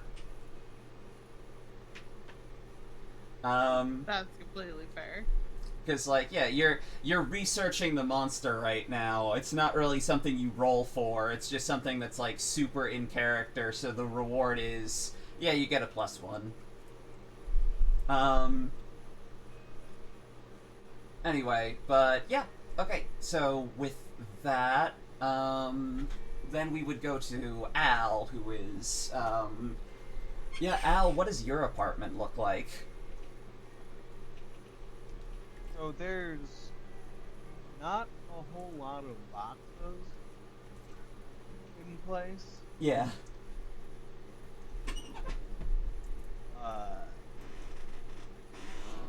He sets down, probably it was like over the shoulder. I bag he'd take overnight places that he got out of his van. Yeah. And just plugs in. And you know those like inflatable mattresses? He probably has a bed to assemble, but he doesn't. They're not feeling it right now, so they'd rather just, you know, let's just Yeah. set up the inflatable. I can sleep on this for a bit. And probably takes inventory of just little bits and pieces that he uses for abracadabra stuff. Yeah, so you you know, you look at your bank account. Yeah, Yeah. that too. That is also important. And but yeah, things like, you know, chalk, like different materials, I'm assuming. Yeah. Yeah. Components. Components. Yeah, you do have a good amount of them, but luckily you are in a place where you can refresh on the ones you're low on. You did use Yeah, it was you did use a good mostly- amount of chalk. Yeah, clown makeup. Clown makeup, that's true. Thank you for reminding me. It was a memento from my body. I couldn't believe I had to use it. I was never the one. To- The clown makeup. totally. Yeah. Alrighty. Alright, and then you head to sleep after and Yeah. Probably kind of sit in a really like others seeing it would consider it worrying. Sit in a worrying silence on the floor until the pump is all charged for the air mattress. Yeah. Yeah. A worrying silence. Yeah, like, Yeah. know, No, I getcha. isolated mask times, you know? Exactly. Alrighty. And then, over at Buford, you've walked outside, and you've walked over to... You probably, you know what Mick's car looks like. Yeah. Mick, what color is your Firebird? This is an excellent question. I want to say just like a cherry red. You know, A cherry something red. noticeable. Yeah. Yeah, something noticeable, but something sleek, something elegant. Yeah. It's got some gold like pinstripes and stuff. It's definitely, he doesn't know it because I don't know if he cares about I don't think he cares about comics even one little bit, but it's got like big Iron Man armor energy. Oh. He understands aesthetic, and that's what's important. Alright, yeah, you find Mick's car, and you open the trunk, and you take out the sleeping bag. Yeah, do you want to do anything before hopping in and taking a sleep? I feel like Buford has been around this car before, but I don't know if he's ever been inside of it. So he's like doing around the car to kind of figure out like what's the best sleeping arrangement for me, because I don't think Firebirds were designed to have people sleeping in them, so I can't imagine that they are like visibly comfortable to do that in. Yeah. And then after a while, he decides on like the shotgun seat to kind of get in there and try and get comfortable. Yeah. And then pulling the sleeping bag over and pulls out maybe the oldest imaginable flip phone you can think of. It's scratched up. It's pretty bad. And he's like seeing if there's any texts from his niece back home. Yeah, there is one, and it just says, "How are you doing, Uncle Buford?" I think I'll actually add to that. I think the way that Clementine would communicate with Buford would be in code.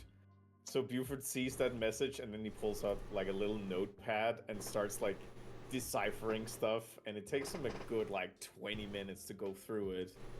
I was like, "Oh, how are you doing?" I don't know. I'm assuming the last one's a G, but you never know. And then 10 minutes later, yep, it's a G. Okay, good. And then he starts. He gives a big sigh, and then he starts transcribing stuff so he can send the code back. And you know it's gonna take a while.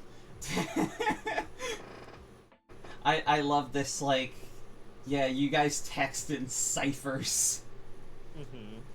Alright, yeah, and then, yeah, you send back your response. Yeah, how do you respond?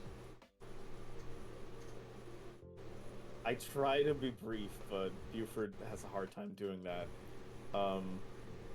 Hey, cuz, it's pretty good. I might have been promoted to Monster Hunter, but I think it's temporary because I just want to clean wood chips and also produce wood chips. But, you know, I'll let you know. I'm going to Kentucky, I think. I think we agreed on Kentucky. I hope you're good. Let me know if I need to buy a souvenir. And that's like 2 hours of trying to write that.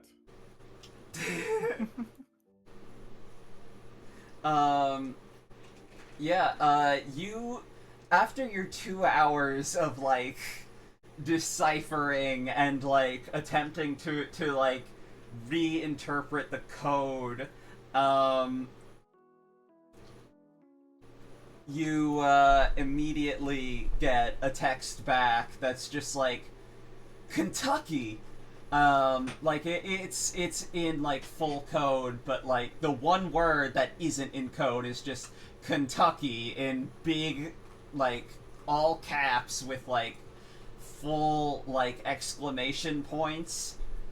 And then she's just like, there's like horses, like a horse emoji, and then like in the code is just like, you gotta go to the Derby Museum. You gotta pick up, you gotta find some, you gotta find a statue of a horse. You gotta take a picture of a horse. That's what you gotta do.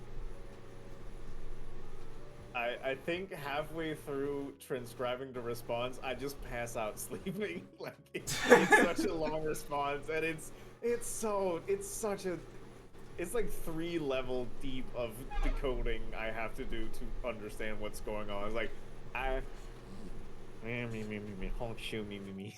Yeah. Put in good effort. This will be a morning event. You tried your best.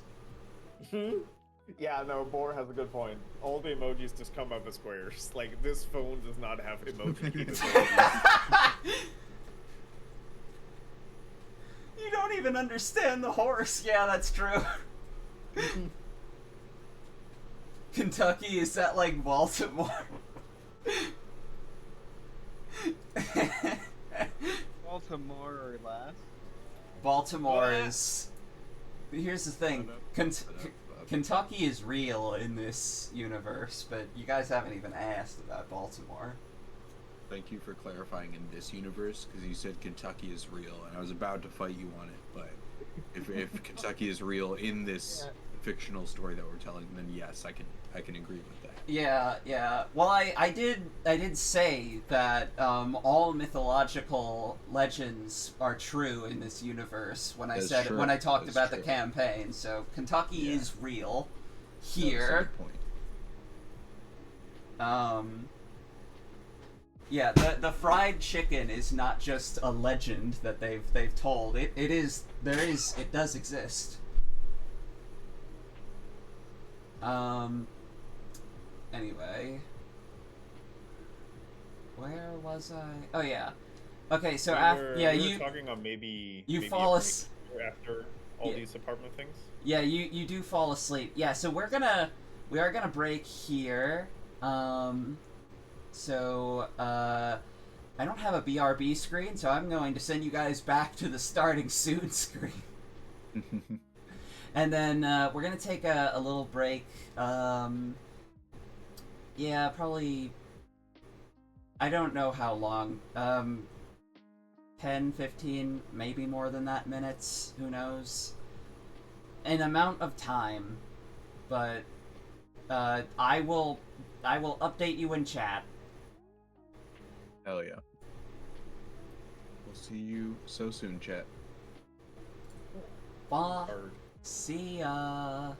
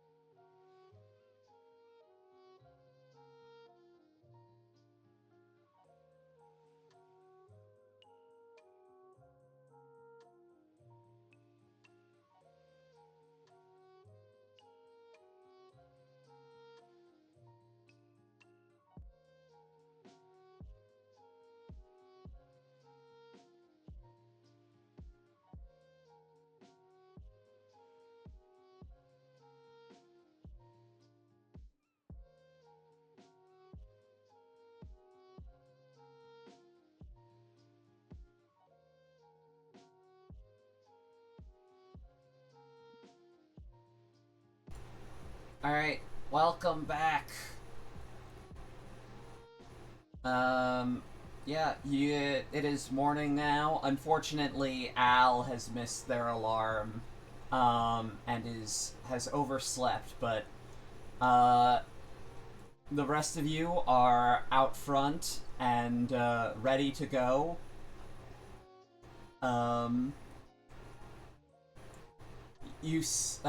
You head over. Alarm not unpacked. Yeah, true. True. Thank you for the correction.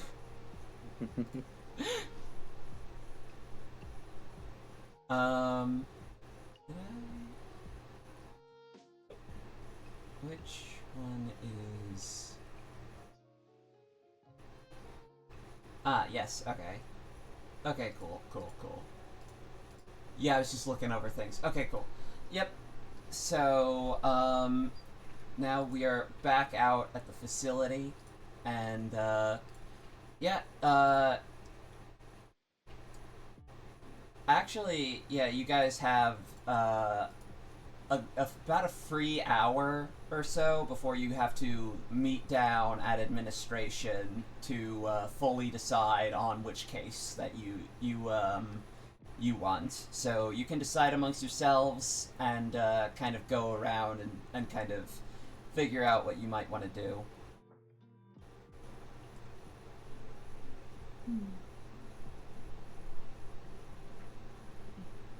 All right. So, Viola, did you have a chance to look through it? Does it seem good? Does it seem on the up and up? Does it seem doable? I would say it seems doable, and I just give him kind of the rundown of what I saw in the file that wasn't previously mentioned, like the salt and just kind of the means of being able to take care of it. Hmm. I've heard that you gotta be careful with too much salt, so it makes sense, yeah. Yeah. We keep an eye on those sodium levels. Blood pressure. Yeah, I hear you. How? Actually, a separate question. Does any of you have like a camera or camera? Want the photo taken? Yeah. We'll say Nick's got a camera. Yeah. Well, I need a have my picture of a phone. horse. Wait, what? I mean, I have. I have my phone for the camera. Holy shit! All right, okay, I see how it is. Damn. When we get to Kentucky, make sure to take a picture of me and a horse. I promised somebody I would send him. I don't know how to send them a picture when it's for. Can I give you a number and you can send a picture of me and a horse to them? Yeah, I could do that. Holy shit! Okay, I see how it is. All right, okay. Man, that's cool. She probably does. She probably doesn't mind.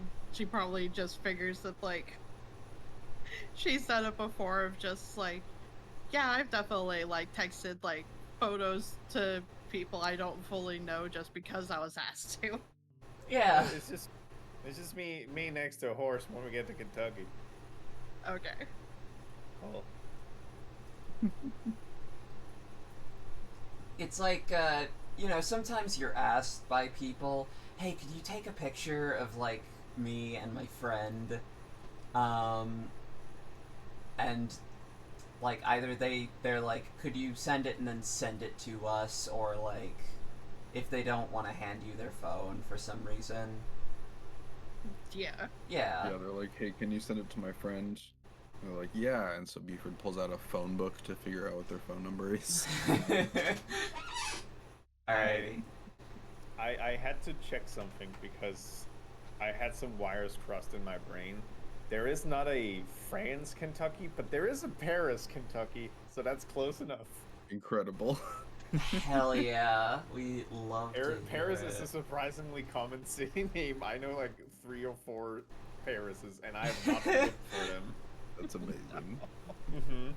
We love to hear about Paris, Kentucky. which We love Paris, Kentucky. we love Paris, Kentucky.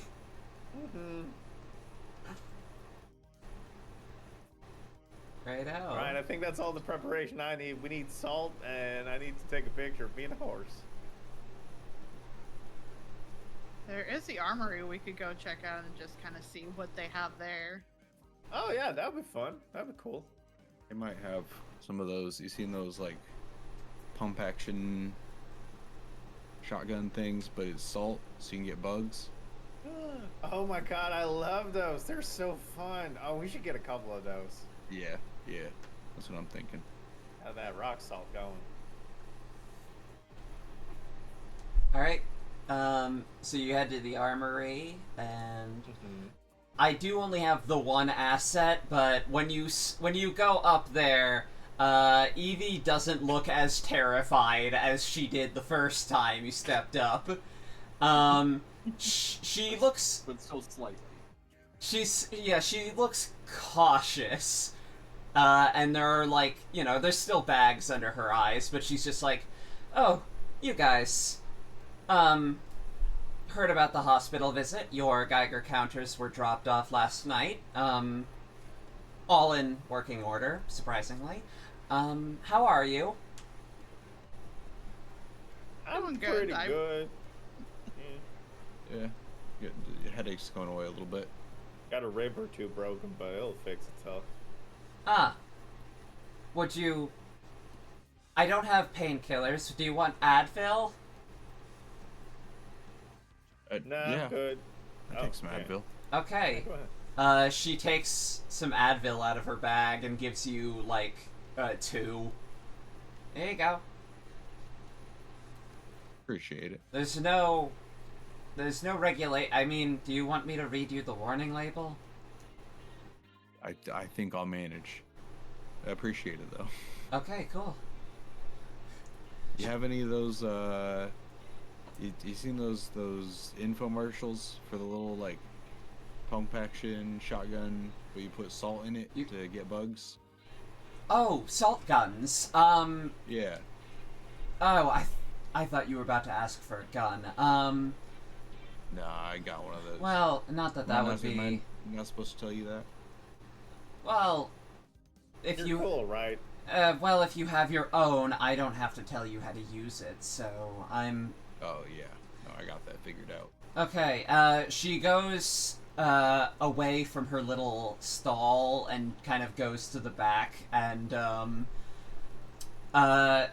you don't. While she's gone, can I use oops to stumble across something important? I will find something important and useful, although not necessarily related to our immediate problems. Yes!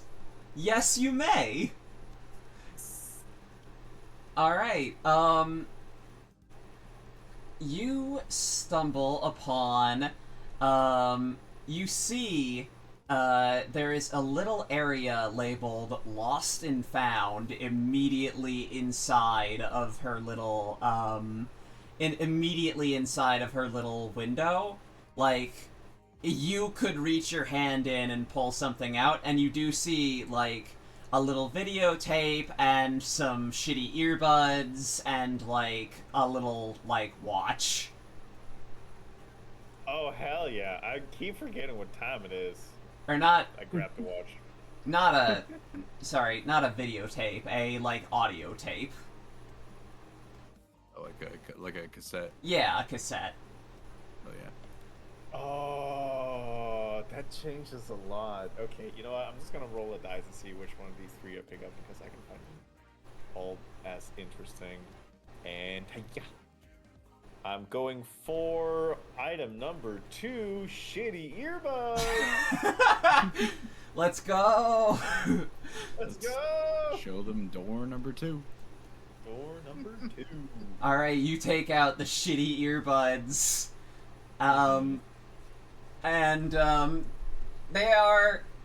They are slightly, you see some earwax at the ends of them. They're kind of gross. So Like, we're looking at Bluetooth, wired. they are wired. Good. exposed copper, stuff like that. Yeah, like these are old. But Ooh, uh okay. they do have the around the ears so they don't fall out of your ears. Oh hell yeah, that's like space technology right there. You seen the shit? I pull out a little rag and I start cleaning them. Nice. I imagine she has like wireless earbuds herself that also like loop around her ear, being like, yeah, those are neat. Yeah. Whatever I'm fascinated by is like 3 generations too old at this point. Yeah. Yeah. I mean, Buford just heard about the PlayStation 2, so How will they ever top that? It's like the best. Got mind-boggling effects. It dude, got like the last time I played, I got a migraine. It was mind-boggling. I was playing Shadow of the Colossus. It was big. dude, those guys, they really are. They're so big. They're so big. All right. Mind-boggling, really. She comes back around with 4 or 5, sorry. 5 salt shotguns and says, I don't suppose you'll be needing all of these, but I brought all of these just in case. And she lies them down on the ground. They are in cases, by the way. But she lies them down on the ground next to her, and kind of like addresses them by their warning labels and just says, these are not toys. Do not aim them at people. Now, if you were to aim them at somebody, it will not kill them. However, it would hurt a lot. If you are going to aim them at somebody, make sure it's somebody who cannot sue you or the Foundation. Well, I mean, they'd have to catch me first. Good point. How many legal rights does a white have? Just curious. A Revenant does not have many, unfortunately. Or I guess fortunately in this case. Depends upon For how legal you... purposes, we have to say it's bad they don't have it. For legal... Personally, It depends on the situation at hand. Right. So I mean, don't get me wrong, the pump shotguns are pretty good. How much salt can this bad boy take before it's full up? Like how can I like put a pound of salt in this bad boy, or like is it more like a salt shaker? Oh, Can I fire it at an egg? That's actually a good question. Can I salt my egg with this one? if you I mean, I've seen people use it to shoot flies, so I imagine so. if you shoot this at an egg, the egg will explode. But I guess you could, if you If were. it's a hard-boiled egg. If it's a hard-boiled egg, I mean, it would still explode. But I take it. Just don't use a glass plate, and maybe enough of the egg would stay on the plate for you to have a nice enough meal. Maybe there's some sort of like perfect distance where I can hard boil an egg and not crack the shell, and then stand at a certain distance and shoot at the egg, and then it just takes away the shell and leaves a perfectly salted egg in its waste. You know what? I'm sure you could figure out if that's possible. Alright, I need eggs, and I need salt, and I need time. I'll figure this one out. We do have... We don't...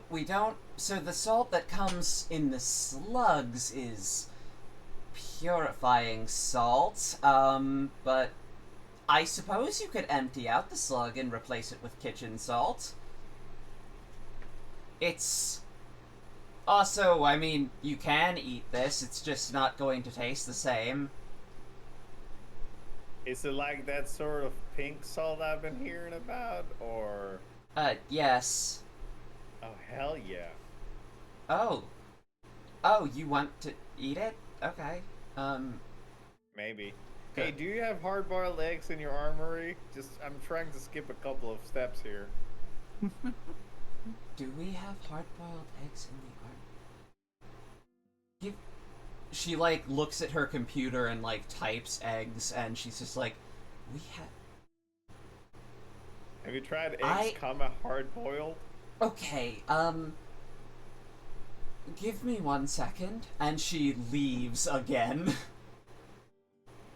I'm gonna give myself a free lunch here, hell yeah. It's just you guys and the Lost and Found again. Fuck it, I'll take the audio tape too. Gotta have something to listen to. See what that's all about, yeah. I'm still kind of contemplating the fact that he was like free lunch, and it's just like, did you not get breakfast? Did you not see the free food that was like specifically laid out already? Hey, I'm never gonna pass the opportunity of a free egg.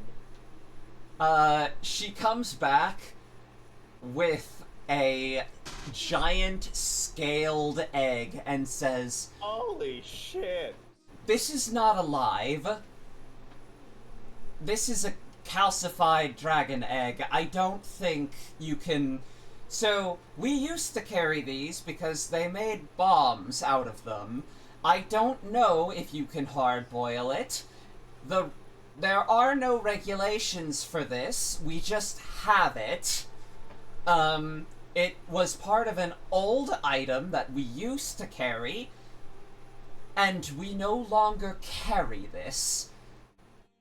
We just have this. If you want to turn it into your lunch, you're more than welcome. It's not poisonous. It's technically edible. I am not sure if it would taste good, but you are more than welcome to do whatever you'd like with it. How big did you say this egg was? It is about the size of her stomach. Interesting. Let me confer with my compatriots. I just turned around. What the hell? Maybe you should just go to the cafeteria to get some normal food? Oh, I'm way past the food part. Did she say bomb? Yeah, she did. I think I just look over at Mick with like, I don't know, man. all right. I turn around. One dragon egg, please. We'll see what happens. Yeah. Yes, remember, this isn't alive and cannot hatch into a dragon in its current state. It's... And Mick is like winking at them, like, yeah, we get it. In its current state. Wink. Yeah, here, have fun with it. And then she hands it over to you. Try not to blow anything up here, and, please, once again, don't get yourselves killed. I'll try not to. Alright. Always doing our best. I will hold the salt guns I will hold the salt guns for you until you go out on your mission. How many slugs do you think you'll need? I mean, I know I'll need one. I don't know about it's everyone salt, else. right? It's... Like, you can just Yes, it's salt, but, the more fill her up. the more of these bullets you request, the less we're going to be able to fit in the case that we are going to be sending to you in France. So, it's kind of like, we'll be sending your typical gear that you'll always have, as well as anything you would request. I see. I see.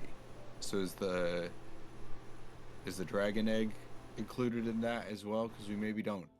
I think you Need that might. one. I think you might be able to fit that in your carry-on. Honestly, Fantastic. I mean, she like reaches over and knocks on it once or twice, and she's just kind of like, it. It looks like a prop. It's not breaking in your bag. Like, you can fit it in a suitcase. I was considering maybe just using my old apartment as an incubator or some capacity, like an egg hatchery. Oh, good luck with that. Thank you. We don't pay for heating, do we? Do you not get heating? Oh no, I mean, do we have to pay extra for heating? No. Excellent. I mean, I wouldn't, especially if you don't sleep in your apartment. But you know, that's just me, I guess. That Oh, I'm not gonna sleep in that apartment. I'm gonna turn that into a hatchery.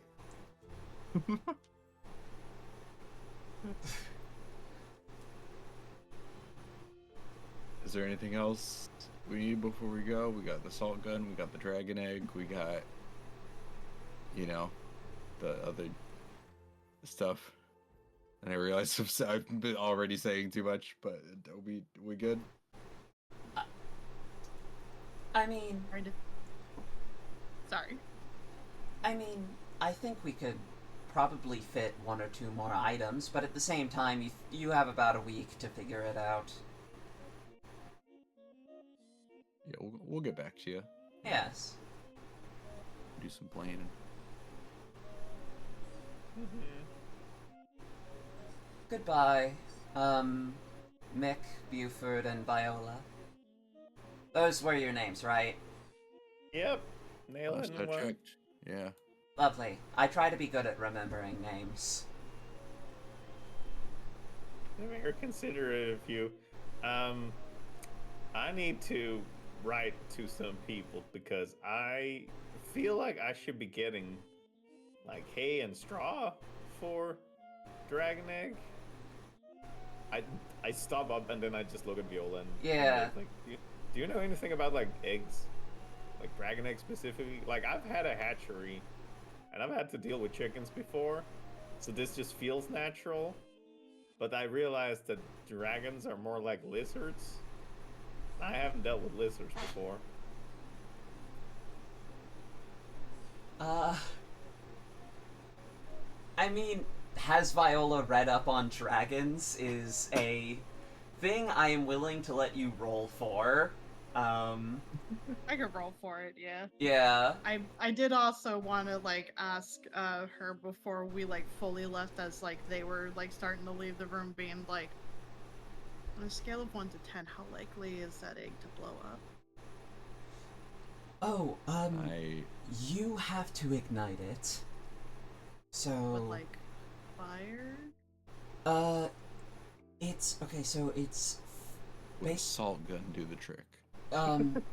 So basically you have to light it, but fire is not enough.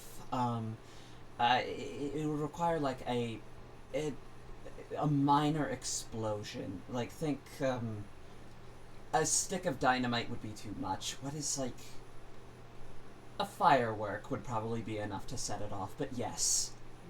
Okay.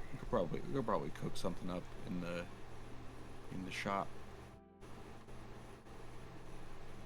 I'm probably not going to be able to stop them. But at least that information is so I can be far enough a distance away for that to go off. That's Thank the you. Spirit. Of course. I love your nails, by the way. Thank you. Figure it makes it a little bit tougher than just natural nails.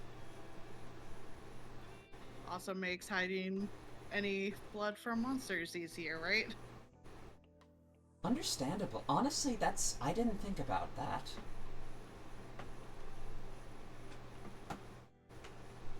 She probably is going to follow. It's just like, I should probably at least try to keep an eye on him, so I'll catch you later. Goodbye. And then you see as she starts picking up the guns and putting them in the like assigned to teams section. Like she goes to like the area. Yeah. And then you guys walk off. Congratulations. And I'm to roll and see if I know anything about dragons. Yeah. That would be sharp? That would or- be. Yeah, probably. Yeah, probably investigate a mystery, and I would probably give you a I know my prey. And you also have Plus that. one. You also have that other +1 if you want to use it here.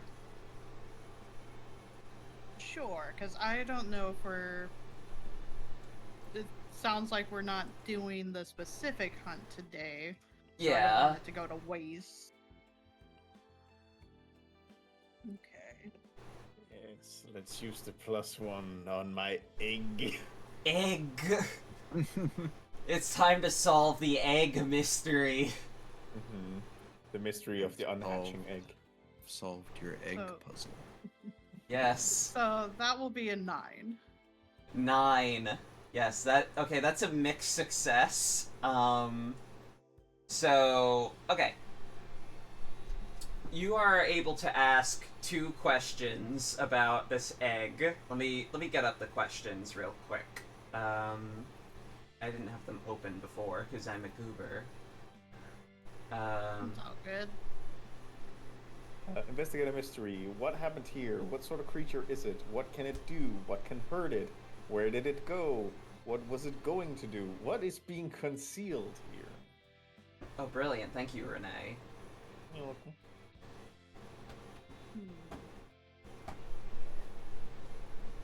Probably what is being concealed here, and I guess the second question I could probably like leave to if either of you have like a question that I'm not thinking of. So what is being concealed here is, you kind of like hold the egg and kind of scan it over, and you can see that they're very faint, but they're runes. On a 7 and 9, you hold 1, so that is the question. Okay, that yeah. works. Yeah. They're little runes that you can see, so you can see that this egg has been like magically enchanted, and that is probably what's keeping it from hatching. That is fair. I'm probably gonna like scribble down on like a notebook I have like the runes that I'm seeing, see about like cross-referencing with whatever notes I have in the books in my room. What are you hiding, egg? I know you can explode, and that's concerning enough. This concerning exploding egg. Tell me your secrets. Yeah, enchanted egg. Alright, you leave the armory back out into the main campus. Alright, do you guys want to go anywhere else before you head to admin? I'd say you probably have time for like one more area. Do we want to go to the garage to look at your car, see how it's going, or if you need something from your car? I mean, I think I'll have time. Like, it's probably still being repaired. It has a week. We'll get around to it. But I need to probably deposit this egg. So I'm going to be a real brave little man, and I'm gonna go to my old apartment, and I'm gonna see if I can't make it comfortable for the egg, because I can't take this one to Kentucky. What if a horse kicks it? Can't have that. That's Do true. you want us to come with you? Yeah, I was gonna say, you want some company? Give you some bravery along the way. I mean, that would be very sweet of you. Very sweet of you. You don't have Let's do to, it. but it will be very sweet of you. Let's go make a home for this egg. Let's go make a home for this egg. Hell yeah.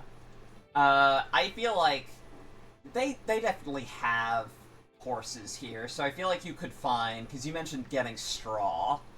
I feel like you could find things like straw, so that they would have like stables or somewhere where you could pick that up. Or like you could get something like that down at like the quartermasters at the cafe, and we wouldn't need to draw that out. That's not like a scene or anything. Yeah. Okay. Then I can also describe my abandoned apartment. Yeah. So I'm letting you all in because you're all following me and y'all being very kind. So, as you get into my apartment, you see that this space, there was a genuine and concentrated effort into turning this into a home. There's a bunch of plants, a lot of them are dried out and dead. There are decent furniture. There's like picture frames and things. It's mostly of like hooch bottles and just big planes with nothing in it. Buford did a solid attempt turning this into a home, but the eyes in the like top of the room, it just ended up being too much, and he left it. So it has this air of like, oh, somebody used to live here and they had a really good time, and then they left it and all the plants died. Left in a real hurry. You don't like what you see when you look out the window. No, there is also blinds, but you know, knowing that it was out there was enough. So I think Buford just goes in and immediately likes around, sees the plant, goes like, paints, and then starts taking most of the like padding out of furnitures and just creates like and basically he starts making a nest around the egg, and then he goes to every single radiator and just cranks it to the max. I was like, all right, if you have any good egg ideas, let me know. But I think this is what I can do now for Egg Boy. Mick is going around and like tearing sheets and blankets off of the bed and grabbing spares out of the closet. Yeah. I'm probably moving anything flammable away from the heater. Just removing the dried out husks of plant. Yeah. I'm just turning this into a fire hazard immediately. Yep. Being like, let's not burn the place down. Violon's safety duty. Yeah, I figured safety would be her thing for the fact that it's just like, I've been hunting him for a while, have to make sure you're safe. But also now it means I have to make sure that you all are safe. Yola, did you learn anything specific about looking at the egg? It's got some runes on it. I'm not quite sure if I recognize them. I'm gonna check with some of my notes later, though. See if it's anything I've ever come across. Ah, that sounds real cool. I feel like at this point the heat is already building in the apartment and it is getting uncomfortable. Yeah, you guys are starting to sweat. Do you want to grab your PS2 on your way out? Oh hell yes. You don't want to lose that in the fire. Nuh-uh. Shoving games into like just my janitor bucket. I feel like I have it with me at all times. Just like, get in there. Hell yeah. Grabbing one controller, grabbing two controller, grabbing safety controller, and we're good. Yeah, you gotta grab the Mad Catz controller, just in case. LED is glowing and once connected. You can't... One of them is like that sort of see-through plastic, and it's like really cool. Yeah. And everybody at that time loved them. You can't fit the Guitar Hero controller in your bag, so you just hold it. I strap it onto my back. Hell yeah. Alright, awesome. You've made a fire hazard, and we hope it won't catch. Amazing. We'll just have to roll every single session, and if it's a 1-1, it's a bad time. Oh no. Is there like any front desk person that I could forewarn that like, hey, that Yeah, there is the receptionist. I would probably like just low key like let them know it's just like, hey, just let you know that person's apartment super hot right now. He seems to think he can hatch a dragon. I'm pretty sure I moved everything out of the way that's flammable, but just in case, if you smell smoke, that's the apartment you should go to. Gotcha. Okay. He has a dragon? No, but he seems to think he can hatch one. Okay. Okay, gotcha. Well, we'll keep an eye on the smoke alarms. Well, luckily, maintenance was scheduled before he moved in, so, the smoke alarm should be up to date, so, we should be able to stop anything if something starts. Good to know. Yeah. Chekhov's fire hazard!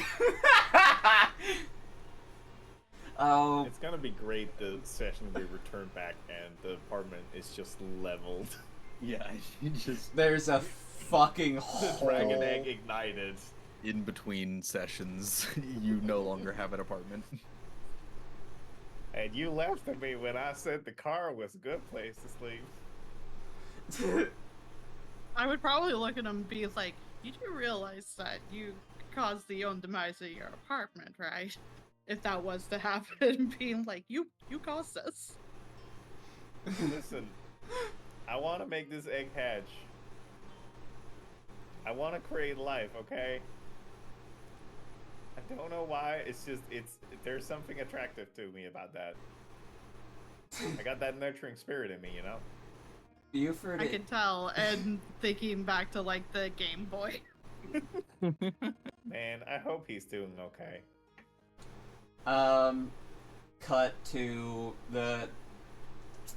Where is the Atomhound currently? I mean, if I have any control over it, I would have given it to Sparky. Okay, I'd say that, like, the Atomhound probably does want to be around you guys, and probably is not coming out of the Game Boy at all. So, like, the biolab and containment are probably just like, alright, we'll put a delay on tests and examinations for now, but, like, once the situation has calmed, like, we do need to figure out some things about this thing. So I think Sparky would have it today, but yeah, it's definitely a situation that is like, yeah, we're gonna have to figure this out at some point. This can't be a forever thing. Yeah, you keep saying that. I mean, I guess if he stays in the Game Boy forever. That's just Pokemon, you know. The haunted Game Boy. Actually, you know what? I gotta show off. I gotta show off this art that Darkvolt made of the haunted Game Boy. Oh, hell yeah. Hell yeah! I'm gonna shout out Darkvolt real quick. He's just having fun in there. Darkvolt. What is Darkvolt's username exactly? Darkvolt, and it's like there's 2 letters at the end. I want to say Darkvolt underscore Art. some art, yeah. Yeah. Darkvolt yeah. art. Yeah! Join us in Sweet. following Darkvolt art. There we go. But yeah, they made this, and it looks rad. But yeah, okay. And now we go back to game. But yeah, yeah, so now do you guys head over to the admin and, fulfill your meeting? Yeah. Yeah, Yeah. Al is still not awake. By this point, you've given up on them. You figured, well, They need it. they need They it. probably need it. Yeah. It's One also day. not like we could like go to their apartment to wake them up because we don't No. have the authority for that. Yeah, you don't have the permission yet.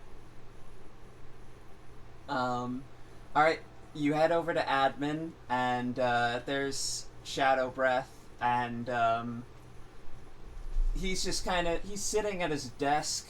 When you enter his office, by the way, it is just completely filled with that dark smoke that's always coming out of his mouth. Yes, come in, don't worry, it's not toxic. I feel like you have to say that every time. Are you sick of it? You do get tired of saying it, but eventually it just becomes second nature. Echolalia and whatnot. Oh, like a howdy do you do? Exactly. Yeah, that.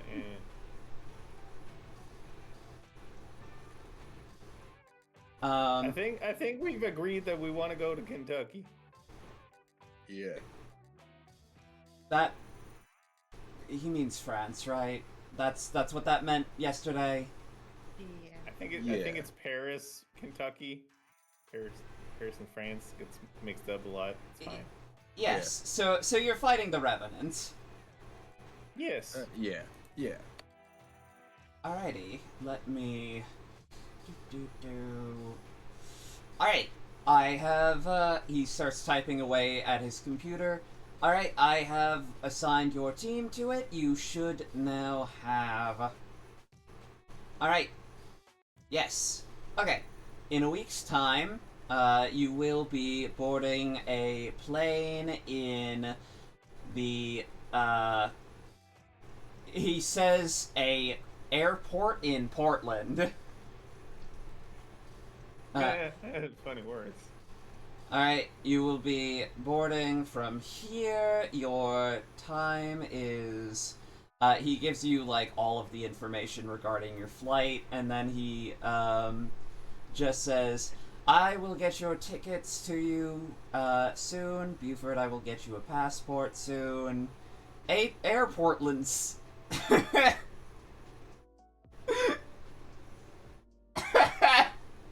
Sorry. No, you're good. An airport and I don't know their names. I'm sorry. But yeah, Buford, I will get you a passport. I will get you everything you need. Make sure you speak with Evie when you have a chance. We should have everything taken care of by the time you need to leave, but, oh, yes, by the way, at some point before you leave, I would like it if you stopped by the Oracle of Transmission, just to, so the Oracle, basically will give you, if you take a rock from the Oracle, no matter what, even if you were to lose cell phone connection, you will be able to contact us through the Oracle.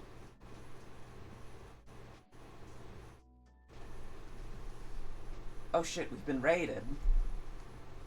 Oh. Oh, Whoa, hey, whoa. whoa, Welcome, My Raiders. welcome Raiders. We've been gotten so raided. Get got it. Hello Fen, hello everyone. Cheddars. We've been... I can't remember the term that Lovesick's used. It was gonna be funny. We've been sacked. I trust you. I trust you. Yeah. Trust Cheddars, we've been assailed. There we go. We've been That's assailed. Fucking nailed it. Snatched from Thank the you. jaws of defeat. You got it. Yeah. Snatched from the jaws of not funny. We have grabbed funny. Oh my gosh, we got it. Yeah, welcome. We're actually just finishing up, unfortunately. But That's how it is. We got a big egg. We accomplished something. yeah, we got a very large egg. And now we're picking, and then he displays the dossiers again, and is just like, so you've decided on a white to remember, so you'll be heading to France and dealing with the Revenant. Exciting. Well, hopefully you can figure out exactly what's happening over there. Enjoy your time in Strasbourg. Yes. Is that like a district? Sure thing, Buford. All right, cool. I gotta see the Kentucky Derby. You'll certainly be seeing some horses racing. Hell yeah. And then, he just kind of puts them all, back into a stack and hands them back to you. And just kind of looks you all over and just kind of says, well, if you have anything else to do beforehand, I will let you get to it.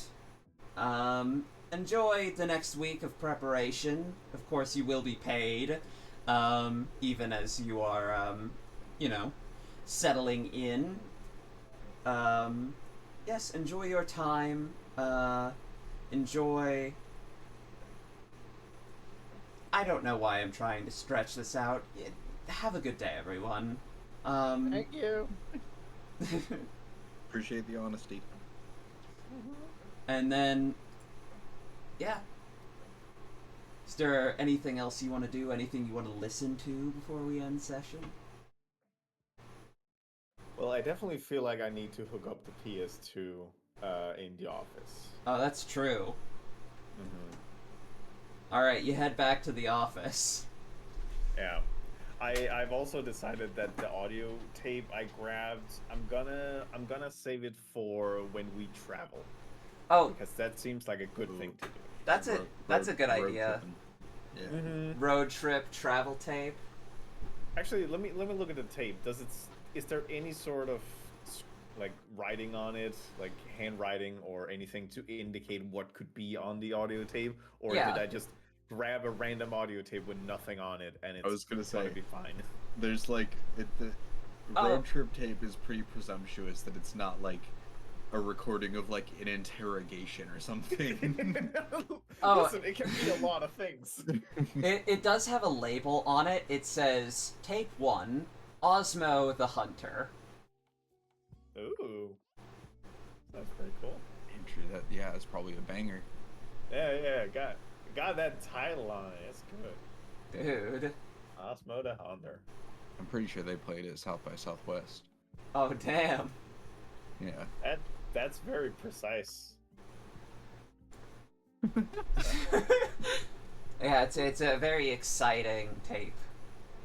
Hold on, just real quick, out of character. Renee, do you know what South by Southwest is? I do know it's a music festival. Okay. I just wanted to make sure. I forget sometimes about local things, and yeah. It was very precise. That's a good bit. I thought it was a film festival. Rev was also asking earlier if me not having a clue where states are is me being meta or me just not knowing. Oh, it is definitely me not knowing, but I'm using it to my full advantage. No, that is absolutely the reason I brought up. That is Hey, I like this bit of you're scared of travel, but Kentucky is maybe a day's drive from your hometown, and Oregon is like clear across the country. I like Buford, okay? Yeah, no, it's I'm here for it. Hey, Buford. Play to your strengths. Buford's got it all. Alrighty. Yeah. Alright, so you're saving the tape for Oh, it's music and film. Oh, thank you, Fen. Yeah, I thought it was film. We had one And correct tech. answer. Yeah. Okay, but yeah, so you head down to the office and you hook up your PS2 up to the television. The television, which is supposed to be for important like presentations and like planning strategy, and I just love the fact that you were like, hold up though, because we've got an HDMI to component cable right here. Oh, hell yeah. Listen, I got myself a fighting game. It's Street Fighter 2, but it's upscaled and it works on PlayStation 2. Aw, And we're you've gonna have a hell of a good time. They you've gave got us the- a week to prepare, but we already got the assault pistols. We don't need no more. We can play video games for a week. It's gonna be great. Dude, you've got the Capcom fighting collection that also has Pocket Fighter. You know it. Hell yeah. What is this? A show full of nerds? Jesus.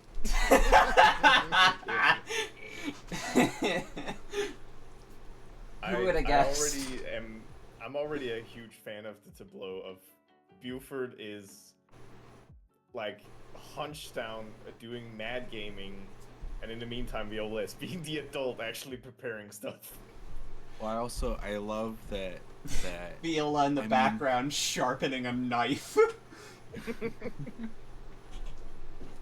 I love too that like Buford is fully into video games and fully understands video games and is also mind-boggled that someone could send a picture with their phone.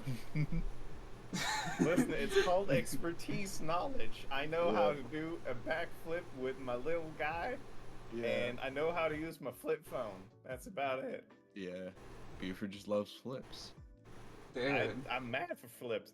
It's like the coolest move you could do. hell yeah. If I One- ever see a superhero landing, my mind is gonna blow. One day, Buford will do a backflip himself and completely fuck all of his shit up. Yeah. Oh, it's gonna be the perfect narrative end to my whole story. I do a backflip and my neck just cracks. Yeah, every I- joint is donezo. I do have a question. If he has a flip phone, does it have a camera on it and he just never used it or knew it was there, or it's just doesn't have a camera at all? It 100% has a camera. He just does not understand the concept of it. It's too foreign. Oh, so that shit is definitely the in my phone is for 360p. calling. Yeah. The phone is for calling, and you can also call people via text. That's fine. But Yeah. it taking a picture, no, that is realm of camera. That is not phone. That's just not. That's not kosher. Does Buford understand contacts, or does he have to have like people enter their phone numbers into his phone for him? Or write it in a small booklet that he keeps on him at all times. Small booklets. You got it, because that's Yeah. also where I have all the ciphers for Clementine. The- I have The only I have numbers that are actually saved in his phone are Clementine's and Twofords. Incredible. love myself a specialist. Hell yeah. No, this guy understands the clean and the flips. That's good. He's trying his best. He whittles and he whistles. I do my whittles, I do my whistles, I do my flips, and I do my cleanings. Hell yeah. Alrighty. Alright. Unless anyone wants to do anything else, kind of around the office or around the complex, I think that'll be kind of where we're gonna wrap up. I can't think of anything else Yeah. personally. Good. Alrighty. Well, Here, yeah. in that case, next month at September on the 21st night for Renee, but afternoon for the rest of us and morning for Ghost. On the 21st of September, we will be meeting for the third session and the opening of our first...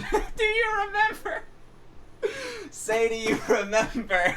If that's not the opening music for the starting soon screen, I'm gonna be... we're gonna have beef. I gotta... I don't think Twitch would allow.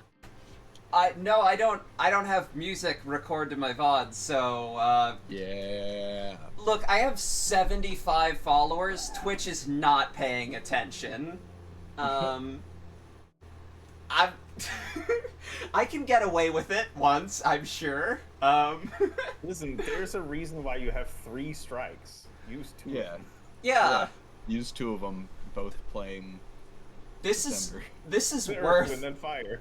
This is worth playing an Earth, Wind, and Fire song. I'm setting a reminder for myself right now. Hell yes. Starting soon screen. But yeah, and that'll be the first session of A White to Remember. Chad, do you think Earth, Wind, and Fire knows what Twitch is? Do you think we can get a cameo? Do you think... Can we get a cameo? Oh my Now, gosh! Special guest, Earth, Wind, and Fire. Special guest, Earth, Like the Wind, Super and Bowl. Fire. They would be the halftime show. It's now occurring my to me that gosh. I might need to see how many... Okay, Wikipedia for Earth, Wind, and Fire. Earth, Wind, and Fire is present tense an American band. So Present some of them are tense. still alive. Okay, hell yeah. Is the singer specifically still alive? Is it? I forget God, his... I don't want to make a distasteful joke, but is it Earth, Wind, or Fire that's still around? I... Good.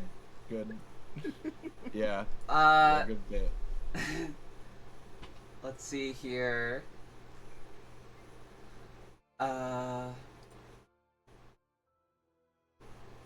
Well, okay, the bassist is still alive. The singer is still alive. Yay! That's I mean... The percussionist is still alive. Alright, alright. The 3 most important things for a soul band, so I think we're set. Mm-hmm. Everybody That's is... Earth, Wind, and Fire. Guys, everybody is still alive. Hell, yes, they might not just be playing anymore. I'm gonna send them an email.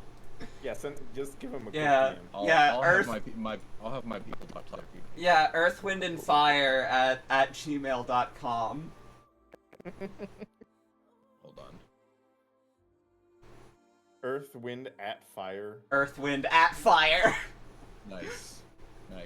Earth, Wind, and Fire at water.com. It's the missing element. Yeah. Together they're the avatar of soul music. Heck yeah. Yeah, that was a great session, everybody. Yeah. Next time we'll go on a hunt. Next time we'll be going on a hunt, but hey, even when we're not hunting, this is just as important. I will hold on real quick. I forgot about this last time because I was a goober, but I do need to ask questions. Did we conclude the current mystery? I mean, we're ending this one and starting a new? Yeah. Okay, so yes. I would Hell say yeah. so. Yeah. Did Healed up our wounds and such. did we save someone from certain death? Yes, me personally. A dragon egg, maybe? I don't know. I'm about to say, I think we've been doing the opposite by planting a bomb in the apartment. Yeah. And I've been warning everybody I can. Okay, you know what? Yeah. You know what? We'll give it to Viola for warning the Viola's been warning the receptionist and potentially saving the apartment, at least that apartment building in the apartment ever complex. But yeah, Mick and Buford are dragon caretakers as our official titles, and Viola is death prevention. Uh, did we learn something new and important about the world? It's got dragon eggs. You got dragons, eggs. And there we are know, two Kentuckies. There are Yeah, there there are are. two Kentucky. Two Kentuckies and many a Paris, or many a Paris.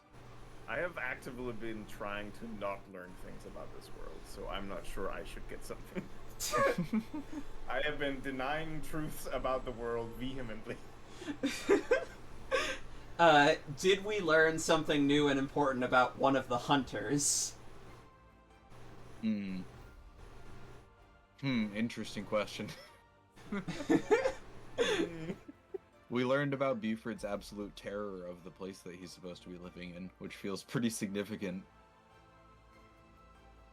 Yeah, I feel like I've kept it hidden. Like I didn't really show anybody me writing code ciphers to my niece. Yeah, that's fair. The only other thing I could think of is just the absolute caution to the wind that Buford has. So, It's an egg. Like, what's the worst that could happen? It's an egg. So, in that case, since we can't get a definitive yes on two of those questions, I will say, okay, so it says if you get 1 or 2 yes answers, mark 1 experience. If you get 3 or 4, mark 2. So, I'm gonna say you all get 1 experience point, and that also extends to Al and Sparky, because I'm not gonna punish them for not being here. Yeah. Hell yeah. Hell yeah. So yeah. Oh, also, this never came up, but in between sessions, I did level up because Oh, brilliant. I made my character in a dumb way. Oh, let's Oh, go. right. Yeah. Congrats. Congratulations. Thank you. I have grown. Hell yeah. Yeah, It's so big and strong. I can't wait to see who all leveled up and what all you get. That could come with endless potential. New abilities, new stat bonuses. Who knows? Yeah, thanks for being here, everybody. This was a blast. As stated previously, next session will be on the 21st night of September, at 1 p.m. Eastern, which isn't night, but it's close enough. Yeah, it's fine. But, huge plays from everybody. We, all around, we had a good time. And, so, who can we raid? That's the question, ain't it? Yeah. I'm seeing a Bath, who usually doesn't stream at this time of day. I was looking at Bath. Bath is streaming? Aphrodite is still Bath alive. is It's been streaming. going for a long time. Yeah. Oh, yeah. I do, yeah.